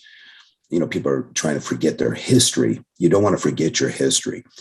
You want to know it, understand it, but in your traditions, but you don't want to be bound by them. So if you're bound by them, and all you're doing originally, like with classical martial arts, all they were doing was repeating tradition. They weren't, the early days of martial arts, it was frowned upon going outside their tradition and discovering for yourself. Bruce Lee was obviously the first one, the first famous person, obviously, not probably, there may have been other martial artists, but the first one that went outside tradition and bucked the system with tradition and said, hey, this, he did his own search and tried to teach people to find their own way. Same thing with anything in life you find your own way. There's never, somebody else's way is not the same as your way. For example, let's say somebody wants to be like Joe Rogan. Well, he doesn't necessarily need to follow Joe Rogan's footsteps, and that's going to make him Joe Rogan. He needs to find his own way. Not saying that he takes some of the principles, let's say Joe Rogan did through podcasting or whatever, and then they follow that. But as long as they're not bound by it, they go, well, Joe Rogan did do that, so I'm not going to do it, or whatever, just whatever you do, just like in music or in every facet of life, or, things of that nature. You can't be bound by tradition. You got to understand tradition. You got to learn it. And that way you can explain in terms of historical value, how things transpired. We have a record of it, and unfortunately with, with history, as long as you keep it and keep it true, then you can pass it to the next generation. They develop their own, but they understand the history and they don't erase it. And just like with life, we don't know how many times, we don't really know how old we are on this planet, how long we've been on this planet. We only have guesses. They don't, there's some people say there's 1,000 years of history that's actually lost. Some people believe we're not even really in the year 2021. We're more like in the 1700s. Technically, there was, some years missing. Nobody really knows because history, the historical values of things have not been quite accurate. And some things have been hidden from the masses, with anything. But, think about this, for example, Mike. Think about, what we have 5,000 years of recorded history, maybe 6, right? That they can find, right? Right. Yeah. Okay. And that's because they can't find anything else. And some people say because the flood was there. Now they find older writings in the caves and things, but we really don't have, whether Atlantis or some of these other, if we were civilizations, if, we're on our 4th civilization or whatever. But think about this for one moment. Let's say within the next 50 years, we get rid of books, which they want to do, and put everything on digital. So we no longer have any books. Everything's put on digital record. Let's say everything, our encyclopedias, anything written. Kids don't even really know how to write no more. They know how to, because everything's text and keyboard, push button, right? Everybody knows what the letters are, but nobody's really writing anymore. Okay. Because everything's electronic, with technology, everything's on the computer, everything's on a pad, everything's on a screen, whatever. And we take all our books in the world and we get rid of them because they take up space, whatever. We're not using trees no more, whatever they want to do for the environment. They put everything on electronic record. So then generations happen, 2, 3, 4 generations. Everything's electronic record, right? So 4th, 5th generation. So say we're in 2080. And now the generations, the last 5 generations or whatever, have been all electronic. That's all they know. That electronic disappears. Something happens. Right. And all of a sudden, now you have no books.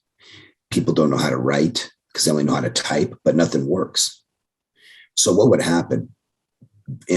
Again, civilization would almost have to start over again because the people that are alive in 2080 don't know how to write their name because they typed it. Right. Yeah. Well, yeah. I mean, Think about it for a minute. Well, I mean, it's like now. I mean, I knew all of the phone numbers to all of my house and my mom or whatever in the 90s or the 2000s. But then once cell phones came, and now you're so dependent upon the cell phone. I don't fucking know anybody's number. You know what I mean? I barely know my own. That's my point. And I know a few people's numbers. Yeah. I remember I memorized them for, know my wife's number, right. My daughter's number, but, Dave Hernandez's number. I know my sister's number, my brother's number, things that are real close. Most people, I don't remember their number. Right. I almost got yours memorized, this newer one. I had your old one memorized, but you're 956, right? What's that? Your number, your new number now. Oh, the 949 one. Yeah. 949. Yeah. That one I know by sight, but I haven't learned it yet. Right. So, but I usually try to keep numbers memorized on certain, limitations. But again, think about that for a moment. And that's the same thing with martial arts too. Martial arts can change just like that, where people forget old techniques. Right. They do a certain thing, a certain style. It's what's out there, and people forget, and then they forget old things, and then they have to go into a self-discovery and try to reinvent things themselves, which all techniques in martial arts, I think, because we're human beings, we have 2 arms, 2 legs, and a head. I think a lot of the techniques, even if I discover it for myself, never seen anybody do it. And that's been, that I have some moves like that in martial arts, grappling moves. Never seen anybody do it. And I discovered it myself. Doesn't necessarily mean I was the first guy that discovered that.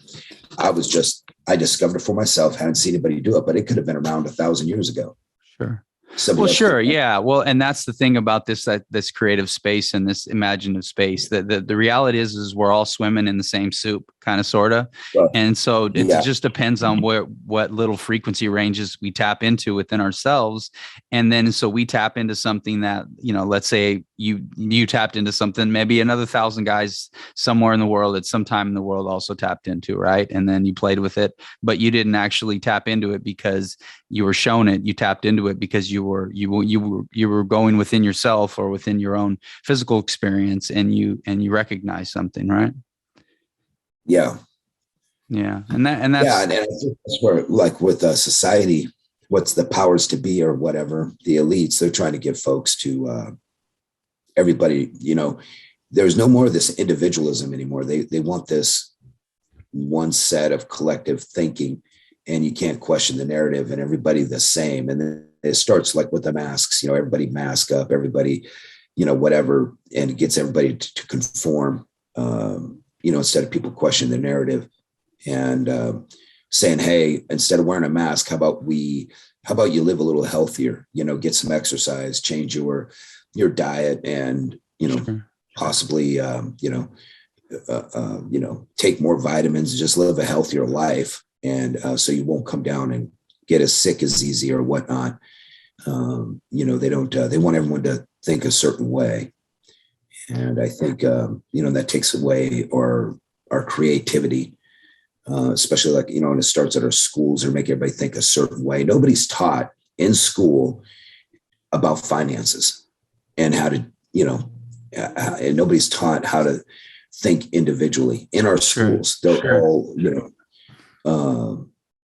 well, and I think you're right. There's a lot to be said for the fact that I think that people are moving towards a space and culture where individuality is becoming more prominent. It's becoming more of a driving force. Our authentic self-expression is something that people are seeking more than ever in terms of their desire to be, to experience a certain level of personal freedom. And so I think definitely, the powers that be are threatened by that in a lot of ways. And I think that's part of why you have, tax systems that are so complicated. So, folks like us, everyday folks, can just continue to carry on and pay our portion, our large portion of the taxes, and folks who have the resources to be able to understand, more complicated laws and things that they purposely make convoluted so that they can retain a certain level of power over the masses and keep us in a place of disempowerment. So I think a lot of the behavioral patterns of those folks are driven to stay in a place where they feel like they have a level of authority over us. And so, it comes down to because back in the old days, so what's transpired now, back in the old days, the guy that had authority was a guy who had the iron fist, or the guy with the bigger gun. Right. So now that you have people weaker, they're not as strong, so they use technology. So you have big tech, or you have some folks, or you have government, people that are more that, it's not like the old days where you had large, whoever had the biggest army or the biggest gun or who was the toughest on the street usually ruled. Now you have, you have the way they take over, or the way they do things now is they'll try to get the majority to think like them, or control, to control others, instead of everybody just kind of like living their life, doing their own thing. And, you can support society, but you don't have to be part of society, in the main flow of things. But I think with, it comes down again with just like martial arts, you can have your own way of doing things. It can look similar to everybody else's, but it's your own brand. It's your own way of, self-expression in the physical world. And that's what martial arts is anyway. It's finding it's self-discovery, through the physical form, that eventually, it'll progress into, mental and physical, mental and spiritual energy, which as you get older, that's when the spiritual side comes into martial arts, because your physical becomes more limited, and you see that, hey, you never stop learning, you never stop growing, and you apply the same principles to martial arts as you do spiritual relationships and and also, just with your community, things of that nature. And then you just you go with the flow, you bend with it, you block it when you have to. Something happens, let's say in society, where you have to make a stand. You're like, nope, it's not happening. Now you got to meet it head on. Some things you have to meet head on to stop. Like, for example, bullies, or if for some reason the government or the powers to be were pulling people out of their apartments against their will, you would have to make a stand saying, hey, that's not right. They need due process. You can't just pull people out of their house and throw them in the back of a paddy wagon or something. You're like, wait a minute. You would have to meet that head on. You would have to put a stop to it. Just like you have to put a stop to kidnapping. If you saw it, you can't just go and go, oh, well, I've seen it take place. I'm going to call the authorities and have them do something. I'm going to note what I see. Sometimes you need to jump right in front of it and you need to act. Sure. Yeah, absolutely. You have to take action. And so that's how you meet, that's certain thing. Yeah. Well, and that's the narrative. The narrative is not, like as human beings, we're seeking a space of personal harmony and peace, within relationship with ourselves. But obviously sometimes in life, there requires a certain level of action and courage and resistance when we feel that, things are taking place that aren't in alignment with the greater good. Right. So absolutely. That's a part of it, Yeah. And, a lot of people, and I think they use that, I want to get away from that. A lot of people say, well, the greater good, who's to know, they use that now with the whole COVID thing and the vaccines and everything's like, oh, the greater good. And then nobody should question, oh, it's for the greater good. And I can't question it. Is it for the greater good? Or, well, I say that as a general term, but I'm just speaking about, the example that you gave as far as, if you saw something happen to someone and you happen to kind of take action towards that. I mean, obviously you don't want to use blanket statements as a way to justify your own positionality, right? As being something that's absolute, right? Which is bullshit, Yeah. The thing is that, and the thing for people to realize, and I fail at this a lot of times, but to realize that everybody has their own way. We all judge. I may judge your lifestyle. You could judge my lifestyle. Like, damn, why is he doing this? Why, we all judge each other's lifestyles. And instead of saying, hey, if that works for you, if that makes you happy, if that helps you gain understanding or gives you better insight, more power to you. Right. And that's where, like the old term religions, and I'm not talking about a belief in God, I'm talking about religions. They didn't allow people to do that back in the old days or back in, dark ages, and even, and the powers to be back a couple thousand years, they used religion as a control mechanism. Sure. People have progressed, and now they're starting to use technology as a control mechanism. They're starting to use, they're starting to use with technology, for example. I believe technology in the wrong way, because technology is good. It's good to have technology. I'm not downplaying it, but a lot of times technology makes our life simpler in a lot of things. But it in a lot of ways, it makes us weaker. Right. And, sure. And the same thing can happen with martial arts. Again, it's all relative, but in a lot of ways, if, with technology, people go, hey, I can just stick this cup of water or this soup in the microwave. It makes the soup for me.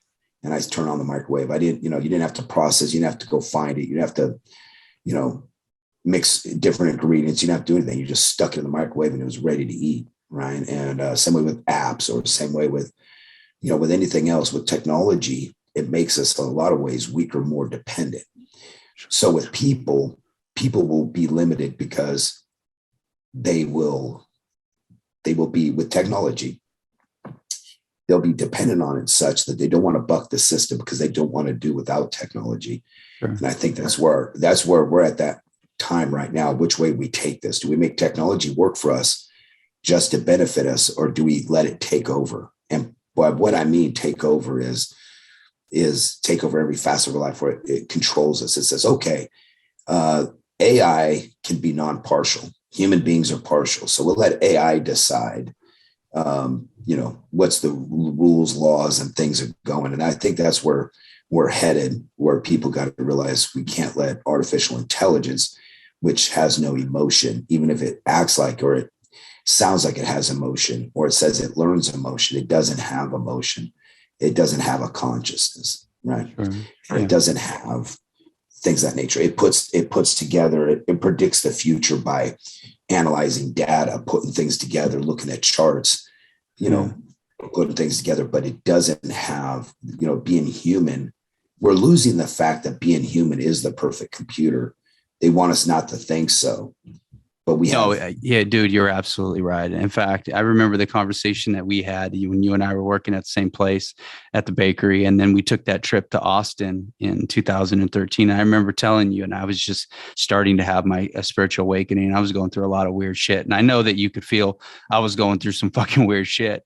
And, and I remember telling you, like, the internet was a reflection of the mind of God. That's why it was created. And so when you're speaking about this right now, it reminds me of that time, but it also reminds me of the fact that we certainly want to move into a space of our remembrance of God, but we don't want to get so caught up in the physicality and all of the technology in such a way that we remove ourselves from the true source of God, or the true source of connection, the true source of intimacy, which is within ourselves, which is in relationship with this earth that we have the opportunity to experience in this very limited lifetime. And so I think that you're right. Technology needs to take a place, needs to move in a direction of ethical technology where it supports the quality of life and it supports our connections to each other and our connection to the earth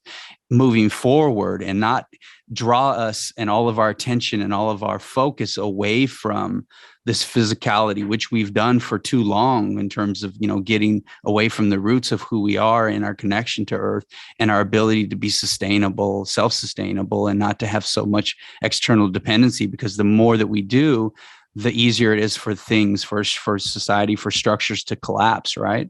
Because we're so externally dependent and we're so kind of spoiled, if you will, Well, yeah, that's what I mean. I think, my house, I'll give you a prime example. My house, after the storm, I had a little internet antenna. It had fallen over. It was way up on my roof. I couldn't get to it anyway. So we went like 3 or 4 days with just bad internet. The internet would come on for 5 minutes, be down for 4 hours, whatever. And then one day over the weekend, we didn't have any internet. And it sucked because I was so used to going on my websites, checking this out or doing this or whatever. And I realized, man, all these people, imagine the chaos that would ensue, especially with young people. But let's say everything went down, Facebook, just the internet itself, where all of a sudden it was off and people couldn't get on their Facebook. They couldn't do anything, because most of these people, their hobbies or their time's consumed by that. They don't have hobbies. For me, I have hobbies. So it did bother me because I couldn't do the normal stuff that we're addicted to, whether it's clickbait, checking out news articles or whatever, searching the internet just for whatever, watching YouTube videos. That's what I do a lot. I watch a lot of different YouTube videos, but, or I had, like with archery or, which is whatever interests me. But all of a sudden you don't have that. People don't know what to do. Most folks don't have tangible hobbies. It's a lot of their hobbies may be based on technology. So what I mean is, let's say somebody's hobby is, social media. They build social media platforms where they, whatever they do, they construct websites or they do whatever. And all of a sudden you don't have that. They don't have a hobby. They're like, what do I do? Well, I better go reach for that bottle of Jameson or something, because I don't have, people don't have like individual hobbies. And I think that's where people need to, whether it's art, whether it's making, whatever, whether it's drawing, or whatever, some of our basic individual hobbies, where let's say it's tying knots. I don't know. I met some people that can tie so many knots. It just looked, I couldn't even believe it. So many useful knots. I ran into a guy that could do different knots, truckers, hitches, all these different knots. I'm like, man, this guy can, and he could hear, like if you sent both of us in with 100 foot of rope and said, hey, survive on your 100 foot of rope, within 2 weeks, my rope would be cut down to probably 3 feet left, right? Because if I had to use it for this, then I'd have to cut it because I tied it. This guy can reuse all his rope constantly through life, right? Because he can tie these knots, undo them, attach them to something else, right? Where I tie a knot, then now it's no good. I have to cut the line and then use whatever I have left for something else. But that was his hobby, which I thought was interesting. I was like, man, tying knots is a hobby. It was. But he applies it to his everyday life, whether he's going to the dump or he's tying off a tarp, whatever he does, and he ties things together. But that was his hobby, right? So we got to find, in a way, our natural hobby where nobody could take it away. You're not depending on power.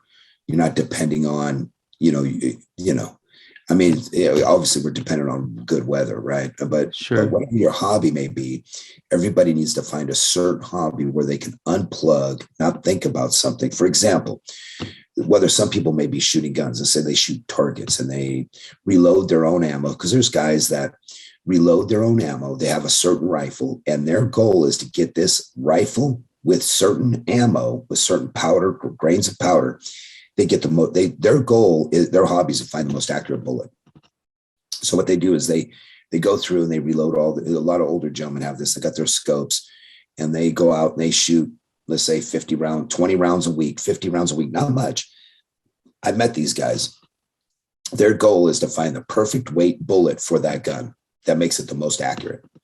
And because every different rounds are different, every gun reacts differently. So every gun has its own, its own accuracy and its own physical dynamic that they're trying to master in relationship with the bullet, right? Yeah, that's right. And they go, okay, with this gun, I found this bullet, this grain of powder, whatever, this type of cartridge, whatever it is, they find that this is the most accurate I found. I'm a minute of angles. I'm, less than an inch group at 100 yards, and it's consistent, right? So they go, this is the most accurate, and they know what's the most accurate bullet for that gun. That's a hobby. Some people have, and then just like some people's hobbies is building model boats, model cars. That's their hobby. So what all a hobby is a way we can enjoy. It's a zen. Okay, so it's a zen where people do, just like your thing might be your zen when you're creating your artwork, when you're trying to figure out how to better get your growth, your spiritual growth, and how to project that on. Yeah.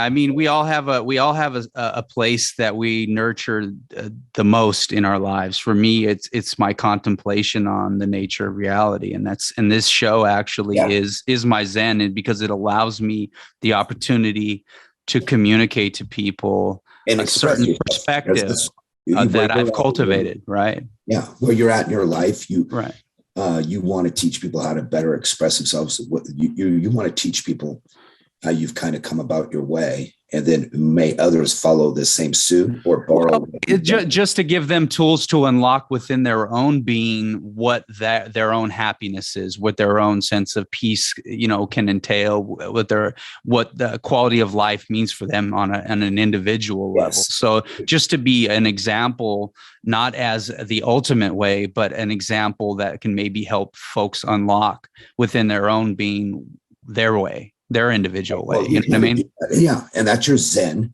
When you go to work all day, you're like, man, I want to get home, open my laptop. I want to, work on my brand. And when you start working on your brand, you're not thinking about nothing else, bills, being in debt, whatever. You're just thinking about your brand, and your mind is kind of free. And it does the same, like for me, let's say I'm outside shooting a target with my, using archery, for example, or even martial arts when I'm doing jujitsu or when I'm on the mat with somebody. I'm just thinking about the technique, me and that person, the feel, and I'm not thinking about all my other problems, car payments, whatever going on, and you get to focus, you get to zen in your moment. You kind of, in a sense, escape the daily reality of the grind. Grind. Life is grimy. It's gritty. You know what I mean? Right. That's where people need, and a lot of people don't have that.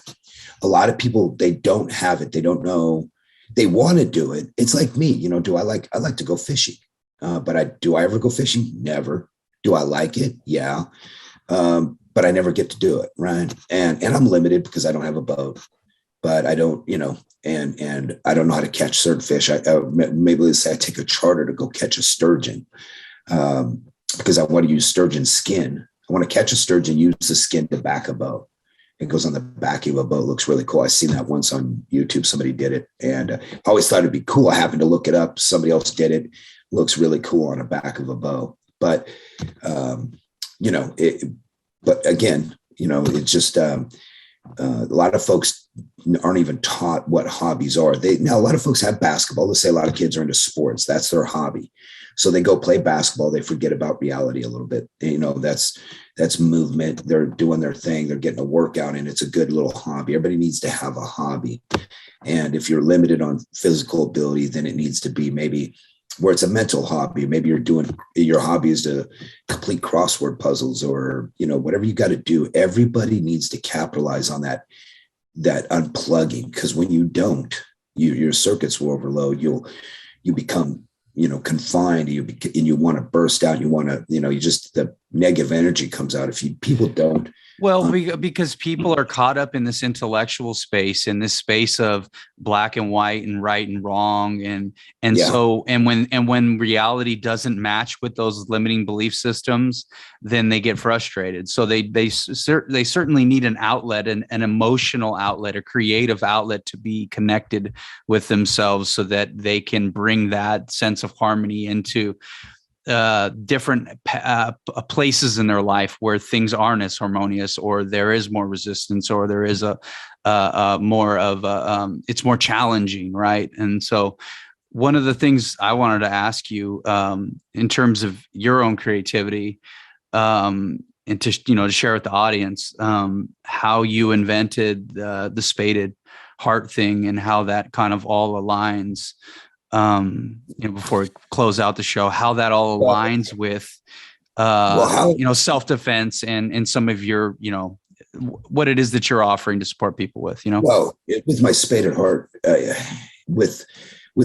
so I coined a term. So I thought about this. I thought a lot of people came, through the years, come to me, hey, I want to learn this. I want to defend myself. I want to learn to protect myself. I want to, do this and that, so I feel more secure. And I feel when people can feel better about protecting their physical well-being of themselves or their loved ones or whatnot, they will have more confidence, and they'll be able to glide through life a little better. Right. Then I thought about, not everybody has the time to learn a martial art. You're not going to take a class. You're not going to do 4 hours of something and then be able to pull it off in reality under stress, or under, that's like saying, let's say somebody's never shot a gun. They do a class for 2 hours, learn to shoot a gun, and then all of a sudden you throw them into combat. That doesn't mean they're going to perform well, probably not well at all, because they really don't have it in them. They never went through they went through 16 weeks of training, 8 weeks of everyday training, whatever. They took a 2 hour class or whatever. And then all of a sudden they're not going to be able to perform well. Martial arts is the same way. I'm not going to teach you a triangle one day. Then you don't do it anytime after that. And then you're going to be able to pull off that triangle on somebody in a street fight. It's just not going to happen. So what I did was I looked at martial arts and everybody coming up, all the clickbait out there. People like, oh, learn how to fight, learn how to survive any street fight in, 30 minutes, or, all this crap. The problem is with everyday folks, they're not going to be able to, if someone doesn't practice punching every day, they don't work on it. They're not going to learn to hit harder in just 2 hours and never do it again. Everything takes repetition. But what I did was I developed a concept, which I call martial awareness using force multipliers. So I started teaching, I thought about that, and I started teaching a self-defense class. And basically what I did was I used everyday items like a pen, a fork, a spoon, a solo cup, how to turn everything into a weapon, how to use it, how to grip it. I teach them real quick because they're everyday items, and they can practice it every day when they're sitting, eating dinner, when they're at work, when they're writing on their homework, they're writing with a pen. I show them 3 grips. I show them how to grip the spoon, how to grip the fork, how to grip the pen. And I show them these different items that they can use as a weapon, how to turn a regular water bottle into a form of a brass knuckle in a way, but a form of a striking mechanism where that empty 16-ounce water bottle now could become an object to aid them, their power. So when I call it force multiplier, it's like, for example, let's say I put my fist up against your chest and you push forward on me with all your might, and I'm pushing back and you're actually coming forward. I'm barely holding you off with my fist, right? Now, all of a sudden, I take a sharp pin, and that pinpoint I apply to your chest and tell you, push forward, Mike. Now you can't, because that pin's driving into your chest and it hurts. So in other words, by using that concept, force multiplier, I've now created, I focused the power and created more energy with that fork, that with that sharp point can do more damage than the blunt force, let's say my fist, right? So if I took, and let's say you never punched anybody, well, that's a problem. But if I show you how to grip this pin and strike somebody, it'll basically give you more force. It'll multiply your force and give you a better advantage. So when I started teaching the seminar, I took every day, this is what I told people. Listen, I can't guarantee you what I'm about to teach you is going to give you, nobody can guarantee that it's going to give you, they can guarantee you total success in a self-defense situation. What I tell them is, what I'm going to teach you, I guarantee you, after you're done, after an hour and a half, you will be better informed on how to protect yourself than you were before you came in here. Guaranteed. I will show you things that you will not forget. Because with martial arts, most people are martial arts. They don't know how to set their hips. They don't know how to switch this. They don't know how to, stand correctly with, their footwork's off, whatever. It takes years to learn. But I'll show somebody how to drive a spoon into somebody's face or throat or chest or ribs just by grip. And they could practice it when they leave. They're sitting at the dinner table. They could grip the spoon. That's how I came. I did all those grips myself when I formulated that, my way of teaching self-defense. I was like, this is how you hold a pin. Look, you can't forget these grips. This is how you hold a spoon. This is how you hold, different items. And this is what you got to do. So by teaching people, it was just simple everyday items that they can use to better defend themselves, because they're going to need it. Because if you do not train in martial arts every day, you do not drill it many times a day. It's just like basketball.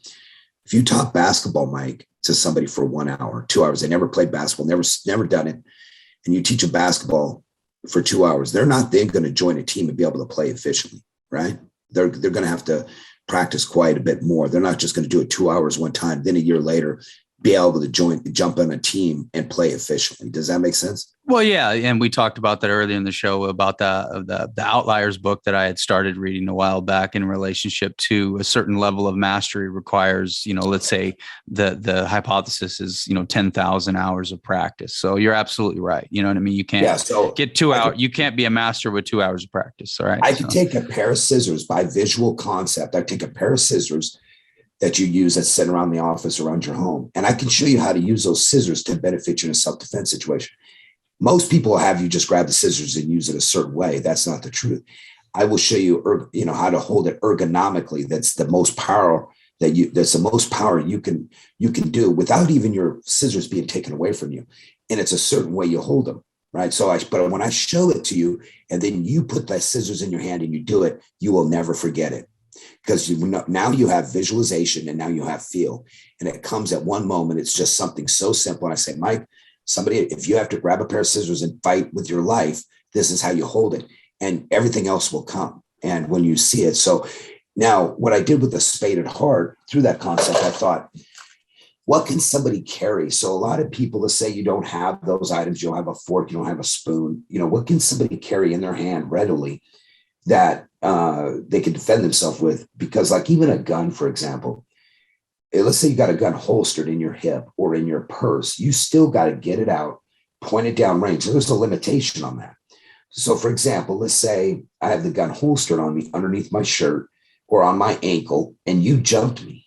I don't have it out. Well, now it's limited because I have to get it out. I have to, pull it out from the holster, and I have to aim it at you. I have to have, it has to be aimed at you, and I have to pull the trigger. Well, you might be jumping on me, dropping bombs before I even get it out, right? But I developed the spaded heart. It was a little trinket. Some people carry on their keys, they carry around their neck. But the great thing is you had to have it in your hand, and you had to be able to keep it in your hand while you're pumping gas, while you got your hand on your steering wheel. It doesn't matter what you have, whether you got a gun in your hand or a club or a flashlight, it's still in your fist, ready to go. without it being hindered by anything. You don't have to put it down. Like if you grab mace, you can't hold mace and a gun in the same hand. You gotta put down the mace or the flashlight and the mace and the same. You can't hold all that. I needed to develop an item. So I came up and I wanted I wanted the item not to draw attention. So I came up with the fact with a spaded heart. And I came up with the design with a heart, something that people could relate to, but the spade. And for me, it was spiritual. It was like the spaded heart. So I got a heart and I got a spade, almost like yin and yang, right? So the spade is the dark side, the heart's the light side. So it had some spiritual meanings to me. But you mess with the heart, you're going to get the spade. Right. Yeah. I get it. Believe it. So I developed something that people would like, and they would carry it around with them, and they would understand it. But so what I did in my self-defense classes or teaching people was, excuse me, I taught them self-defense with the certain items. I teach them basically how fragile the body is, striking the eyes, the natural punch, which is like a monkey fist. That's all I teach them as far as that. And I'll teach them the different weapons to hold and how to better defend themselves. I've got people that go, well, I want to learn to do this or that. I said, well, then join a class and become it. Go join a martial art. You're going to have to, if you want to compete, you're not going to take a self-defense class, right? If you want to compete, you're going to have to learn the art, go join a class and repeatedly learn all the techniques for years and train and drill to then compete. You're not going to take a self-defense class and compete. But get back to where people, get back to like with a spaded heart is, I show them what force multiplier is. They understand that spaded heart and what it becomes. But by that, I also teach them that so many other objects they can learn to use as a force multiplier. For example, like your keys. Let's say you've got a bunch of keys. Well, the internet, a lot of these self-defense places tell you to put the keys through your fingers. And you grip and you got the keys through your fingers and you punch with it. That's such horseshit. The best thing you can do with your set of keys is ball them up where the keys are all pointing down. You ball them up in your fist where the keys are pointing down, angled away from your pinky. So you've got all your keys facing down. You make a fist and you do basically a monkey, like a hammer fist with all your keys facing down at the bottom of your palm. That's how you do strike with your keys. You don't put them through your fingers. You'll cut your fingers, possibly break your fingers and, whatever. But again, that's reality. I thought about it and I put it to tests. And, but with a spaded heart, I wanted something that could, that didn't catch the eye, that didn't look so threatening or menacing, that you could get through a lot of security, checkpoints and things, because people are like, what is that? It looks like a trinket. It doesn't look like anything, but this is what you can use. But then you don't technically need the spaded heart. Once you understand what you can use almost any item. Once you understand the use of force multipliers. And it's a military term, force multiplier. I kind of borrowed it from that, but it's a military term that they use. For example, let's say a satellite better guide your missiles, like you're shooting, from 50 miles away, and the satellites use lasers to guide the missiles to hit their direct target, as opposed to the old days where they just kind of guesstimate the range, longitude, latitude, and shot it. The satellites became a force multiplier, right? In the military. Well, same thing within martial arts is you want to use a force multiplier. So, for example, force multiplier, let's say it takes me 5 or 6 punches to disable you because you're attacking me. But now I have a force multiplier that takes 1 shot with half the energy. Well, that's what martial art, it's the most efficient means possible to come to that end or that goal and that the most efficient means possible. Right. Yeah. And this is why I wanted to have you share this, especially with the audience, in terms of, especially with the, women and children and people, having the resources to be able to defend themselves. I mean, obviously, self-defense is a universal thing, but specifically in society, more so with the people that are more vulnerable to attacks and things like that. So self-defense to me is a God-given right. You have a right to defend yourself by, no matter what. And I believe the powers be is trying to take that away from you and make you second guess. You don't have a right. For the greater good, we shouldn't be defending ourselves. We should, there are certain times you can't. Is there a place and time where a lot of times things are, that you can kind of work your way out of a situation or get yourself out of a situation. But there's times you can't. And everybody has that right to not, if they feel threatened, and it to your being, sometimes women being raped, or they know something, like I always tell women in self-defense, listen to that inner voice, that's your defense mechanism. Listen to that voice. Because a lot of times women that happen to live after being raped or survive, let's say crimes committed against them, a lot of times they'll tell you they didn't listen to that voice. They had that voice. This guy gave them a creeps. Something told them not to do it, but they didn't listen to that voice. That voice is a mechanism that we all have, that if your gut tells you, hey, whether it may be a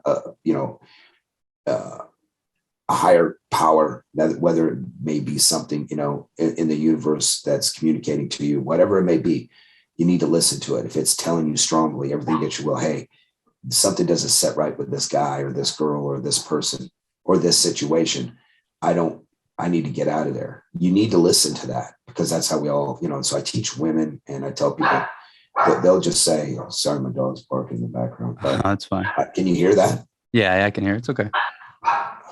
Sorry about that. Hold on. Yeah, no problem.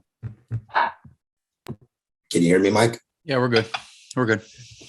So anyway, sorry about that. I don't know why my dog was barking up. Oh, no, don't worry about it. Yeah. So we'll just finish up the story you had about women's intuition, or intuition in general. Yeah. So, we all have that intuition. We all, and with the powers to be, they kind of want to tell us, hey, depend on this system, depend on this, depend on law enforcement, depend on, they want to take that power away from you, the empowerment. When people can defend themselves from any situation, they will have more confidence in life.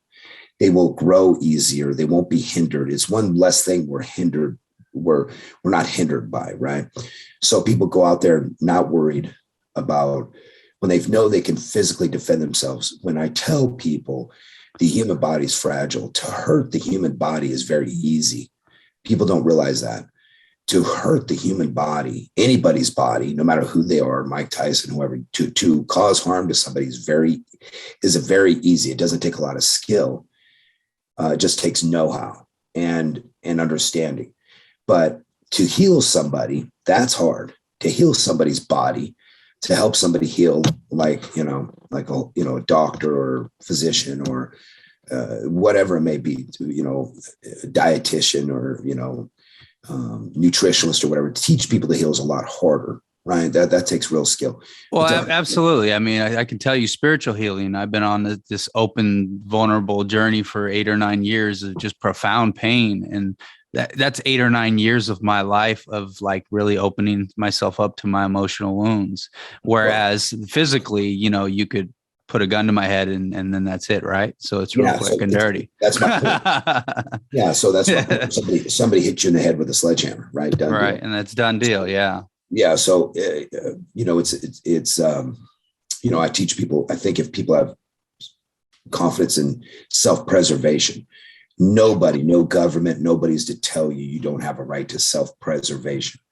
Now get to the situation with guns. Well, the thing is with guns is there's certain people that are in a wheelchair.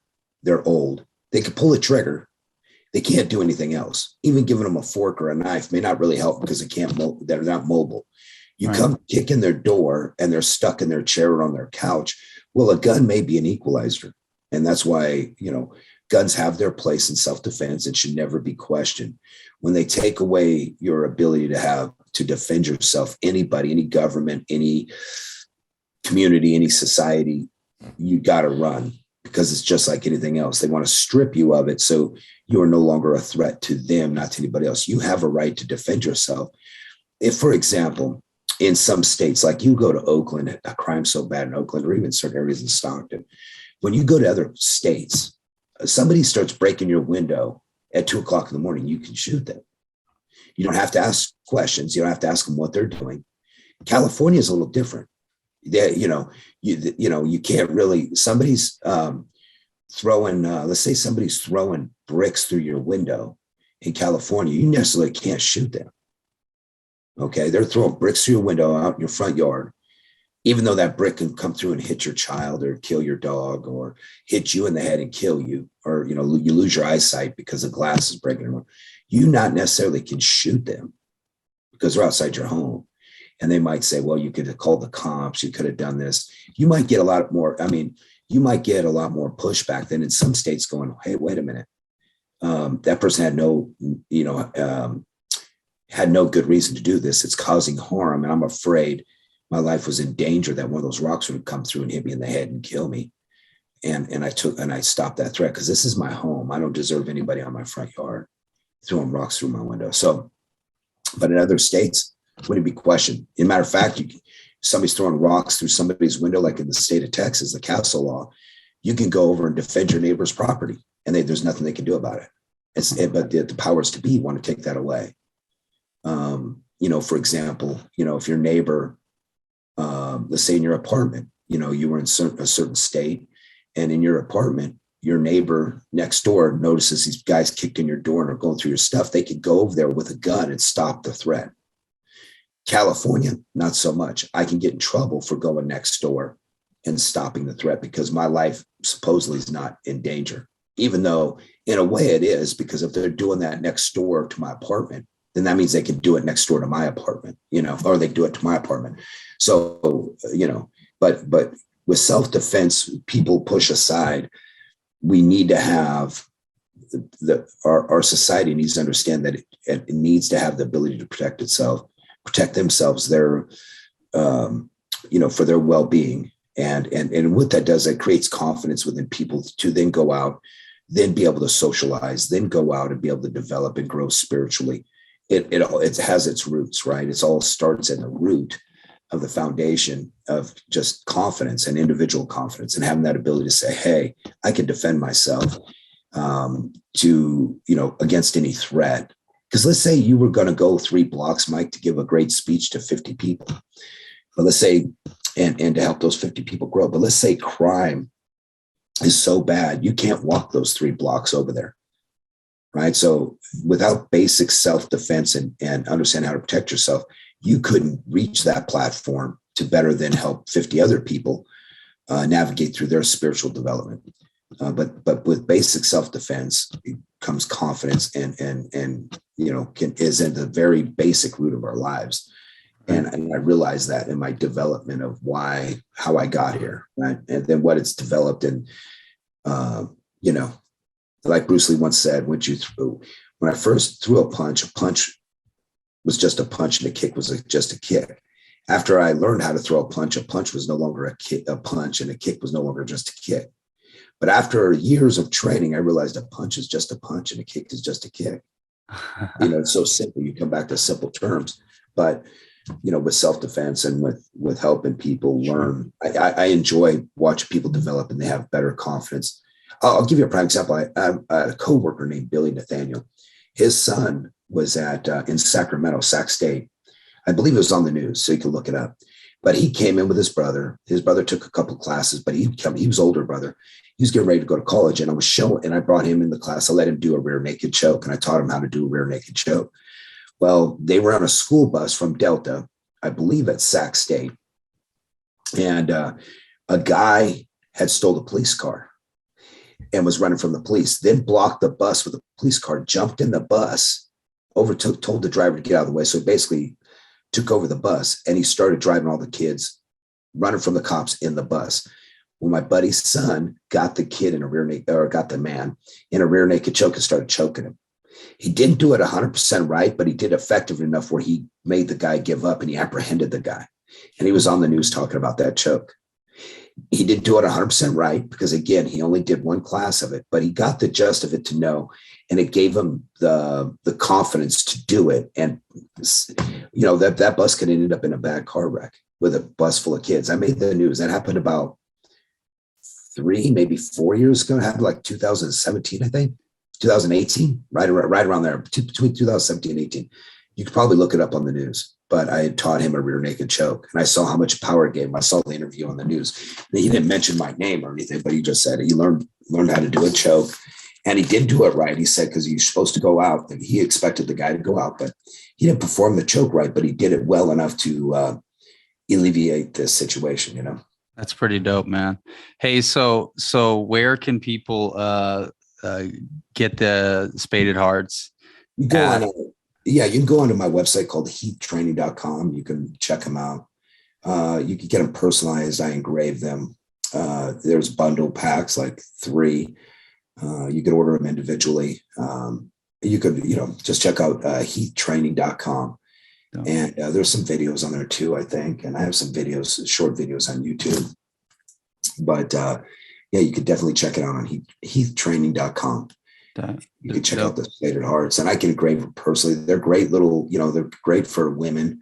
That's why I initially developed them for, but I sold them to plenty of men, but people buy them for their kids. They're basically an item. It's a force multiplier, and it'll also be an object, a non touch. You can use it for like let's say you want to touch buttons on a elevator or buttons on your let's say you don't want to physically touch let's say a keypad to the ATM machine. You can use that as an item because you don't want to touch it based on terms or whatever. People are worried about that, but it's always in your hand ready. So you could be at the ATM, you could punch the numbers into your ATM, your code, and it's in your fist already. Someone comes up and grabs you, it's ready to go. You could strike them with it. They will definitely jump. They won't expect it.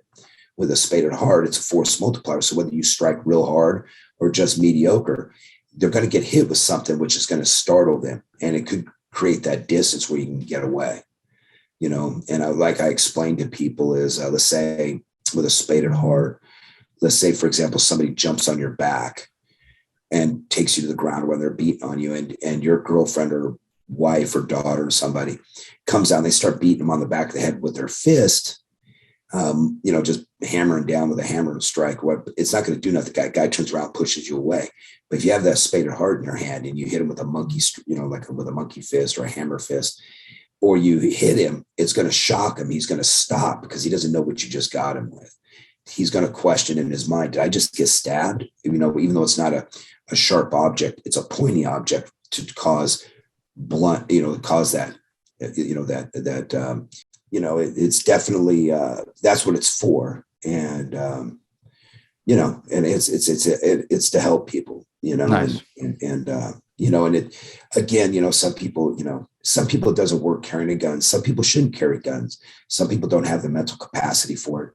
I believe in the right to carry, but the problem is there's also some people that just don't have the mental fortitude to carry a gun, and carry a gun is a big responsibility. It's a big responsibility, because there is a liability behind it, whether you accidentally, you shoot, let's say, a perpetrator, but then all of a sudden you miss him or shoot him and hurt somebody else. There's always that liability. You got to be careful. The police do it all the time, but obviously they're shielded, or the city pays out some money or whatever. But some folks are able to carry a gun, have a license to carry a gun, but they mentally they don't have the mental fortitude to really be carrying a gun, right?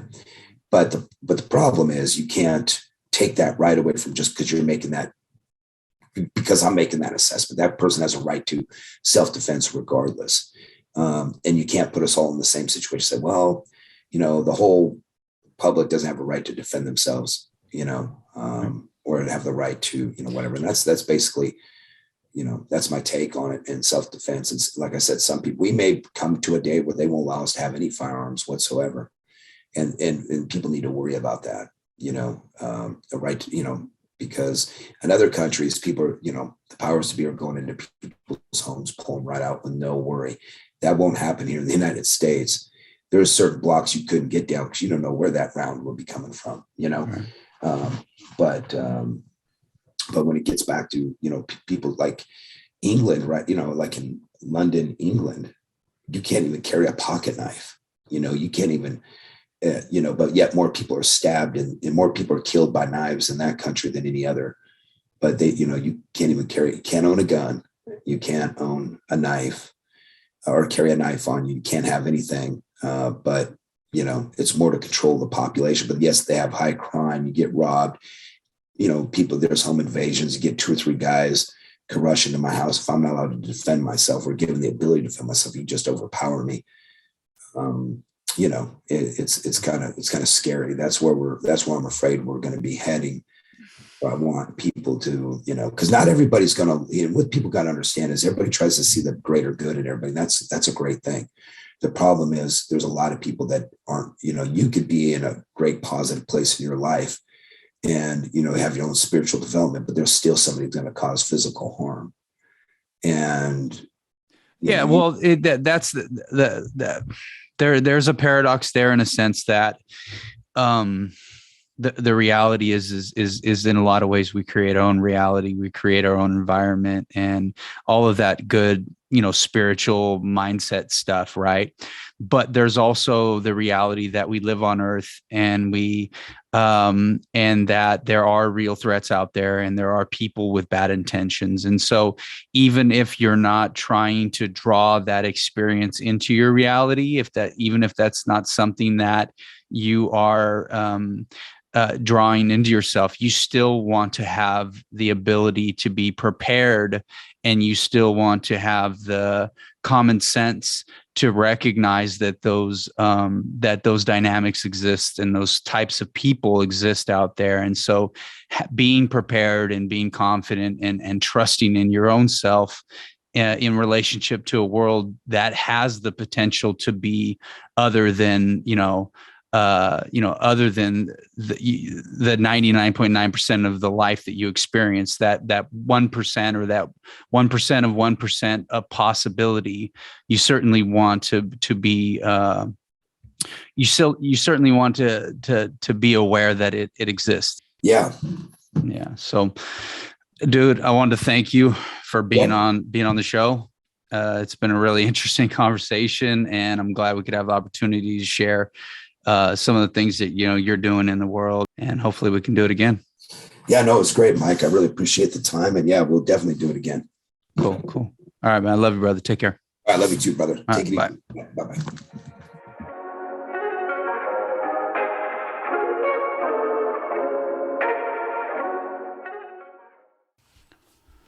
Well, that concludes this edition of the I Bring Water Show, guys. I hope you guys enjoyed the conversation, and I really look forward to supporting you this season and beyond with just a variety of really unique and interesting conversations and topics and things. So until next time, my friends, stay thirsty for life. I love you.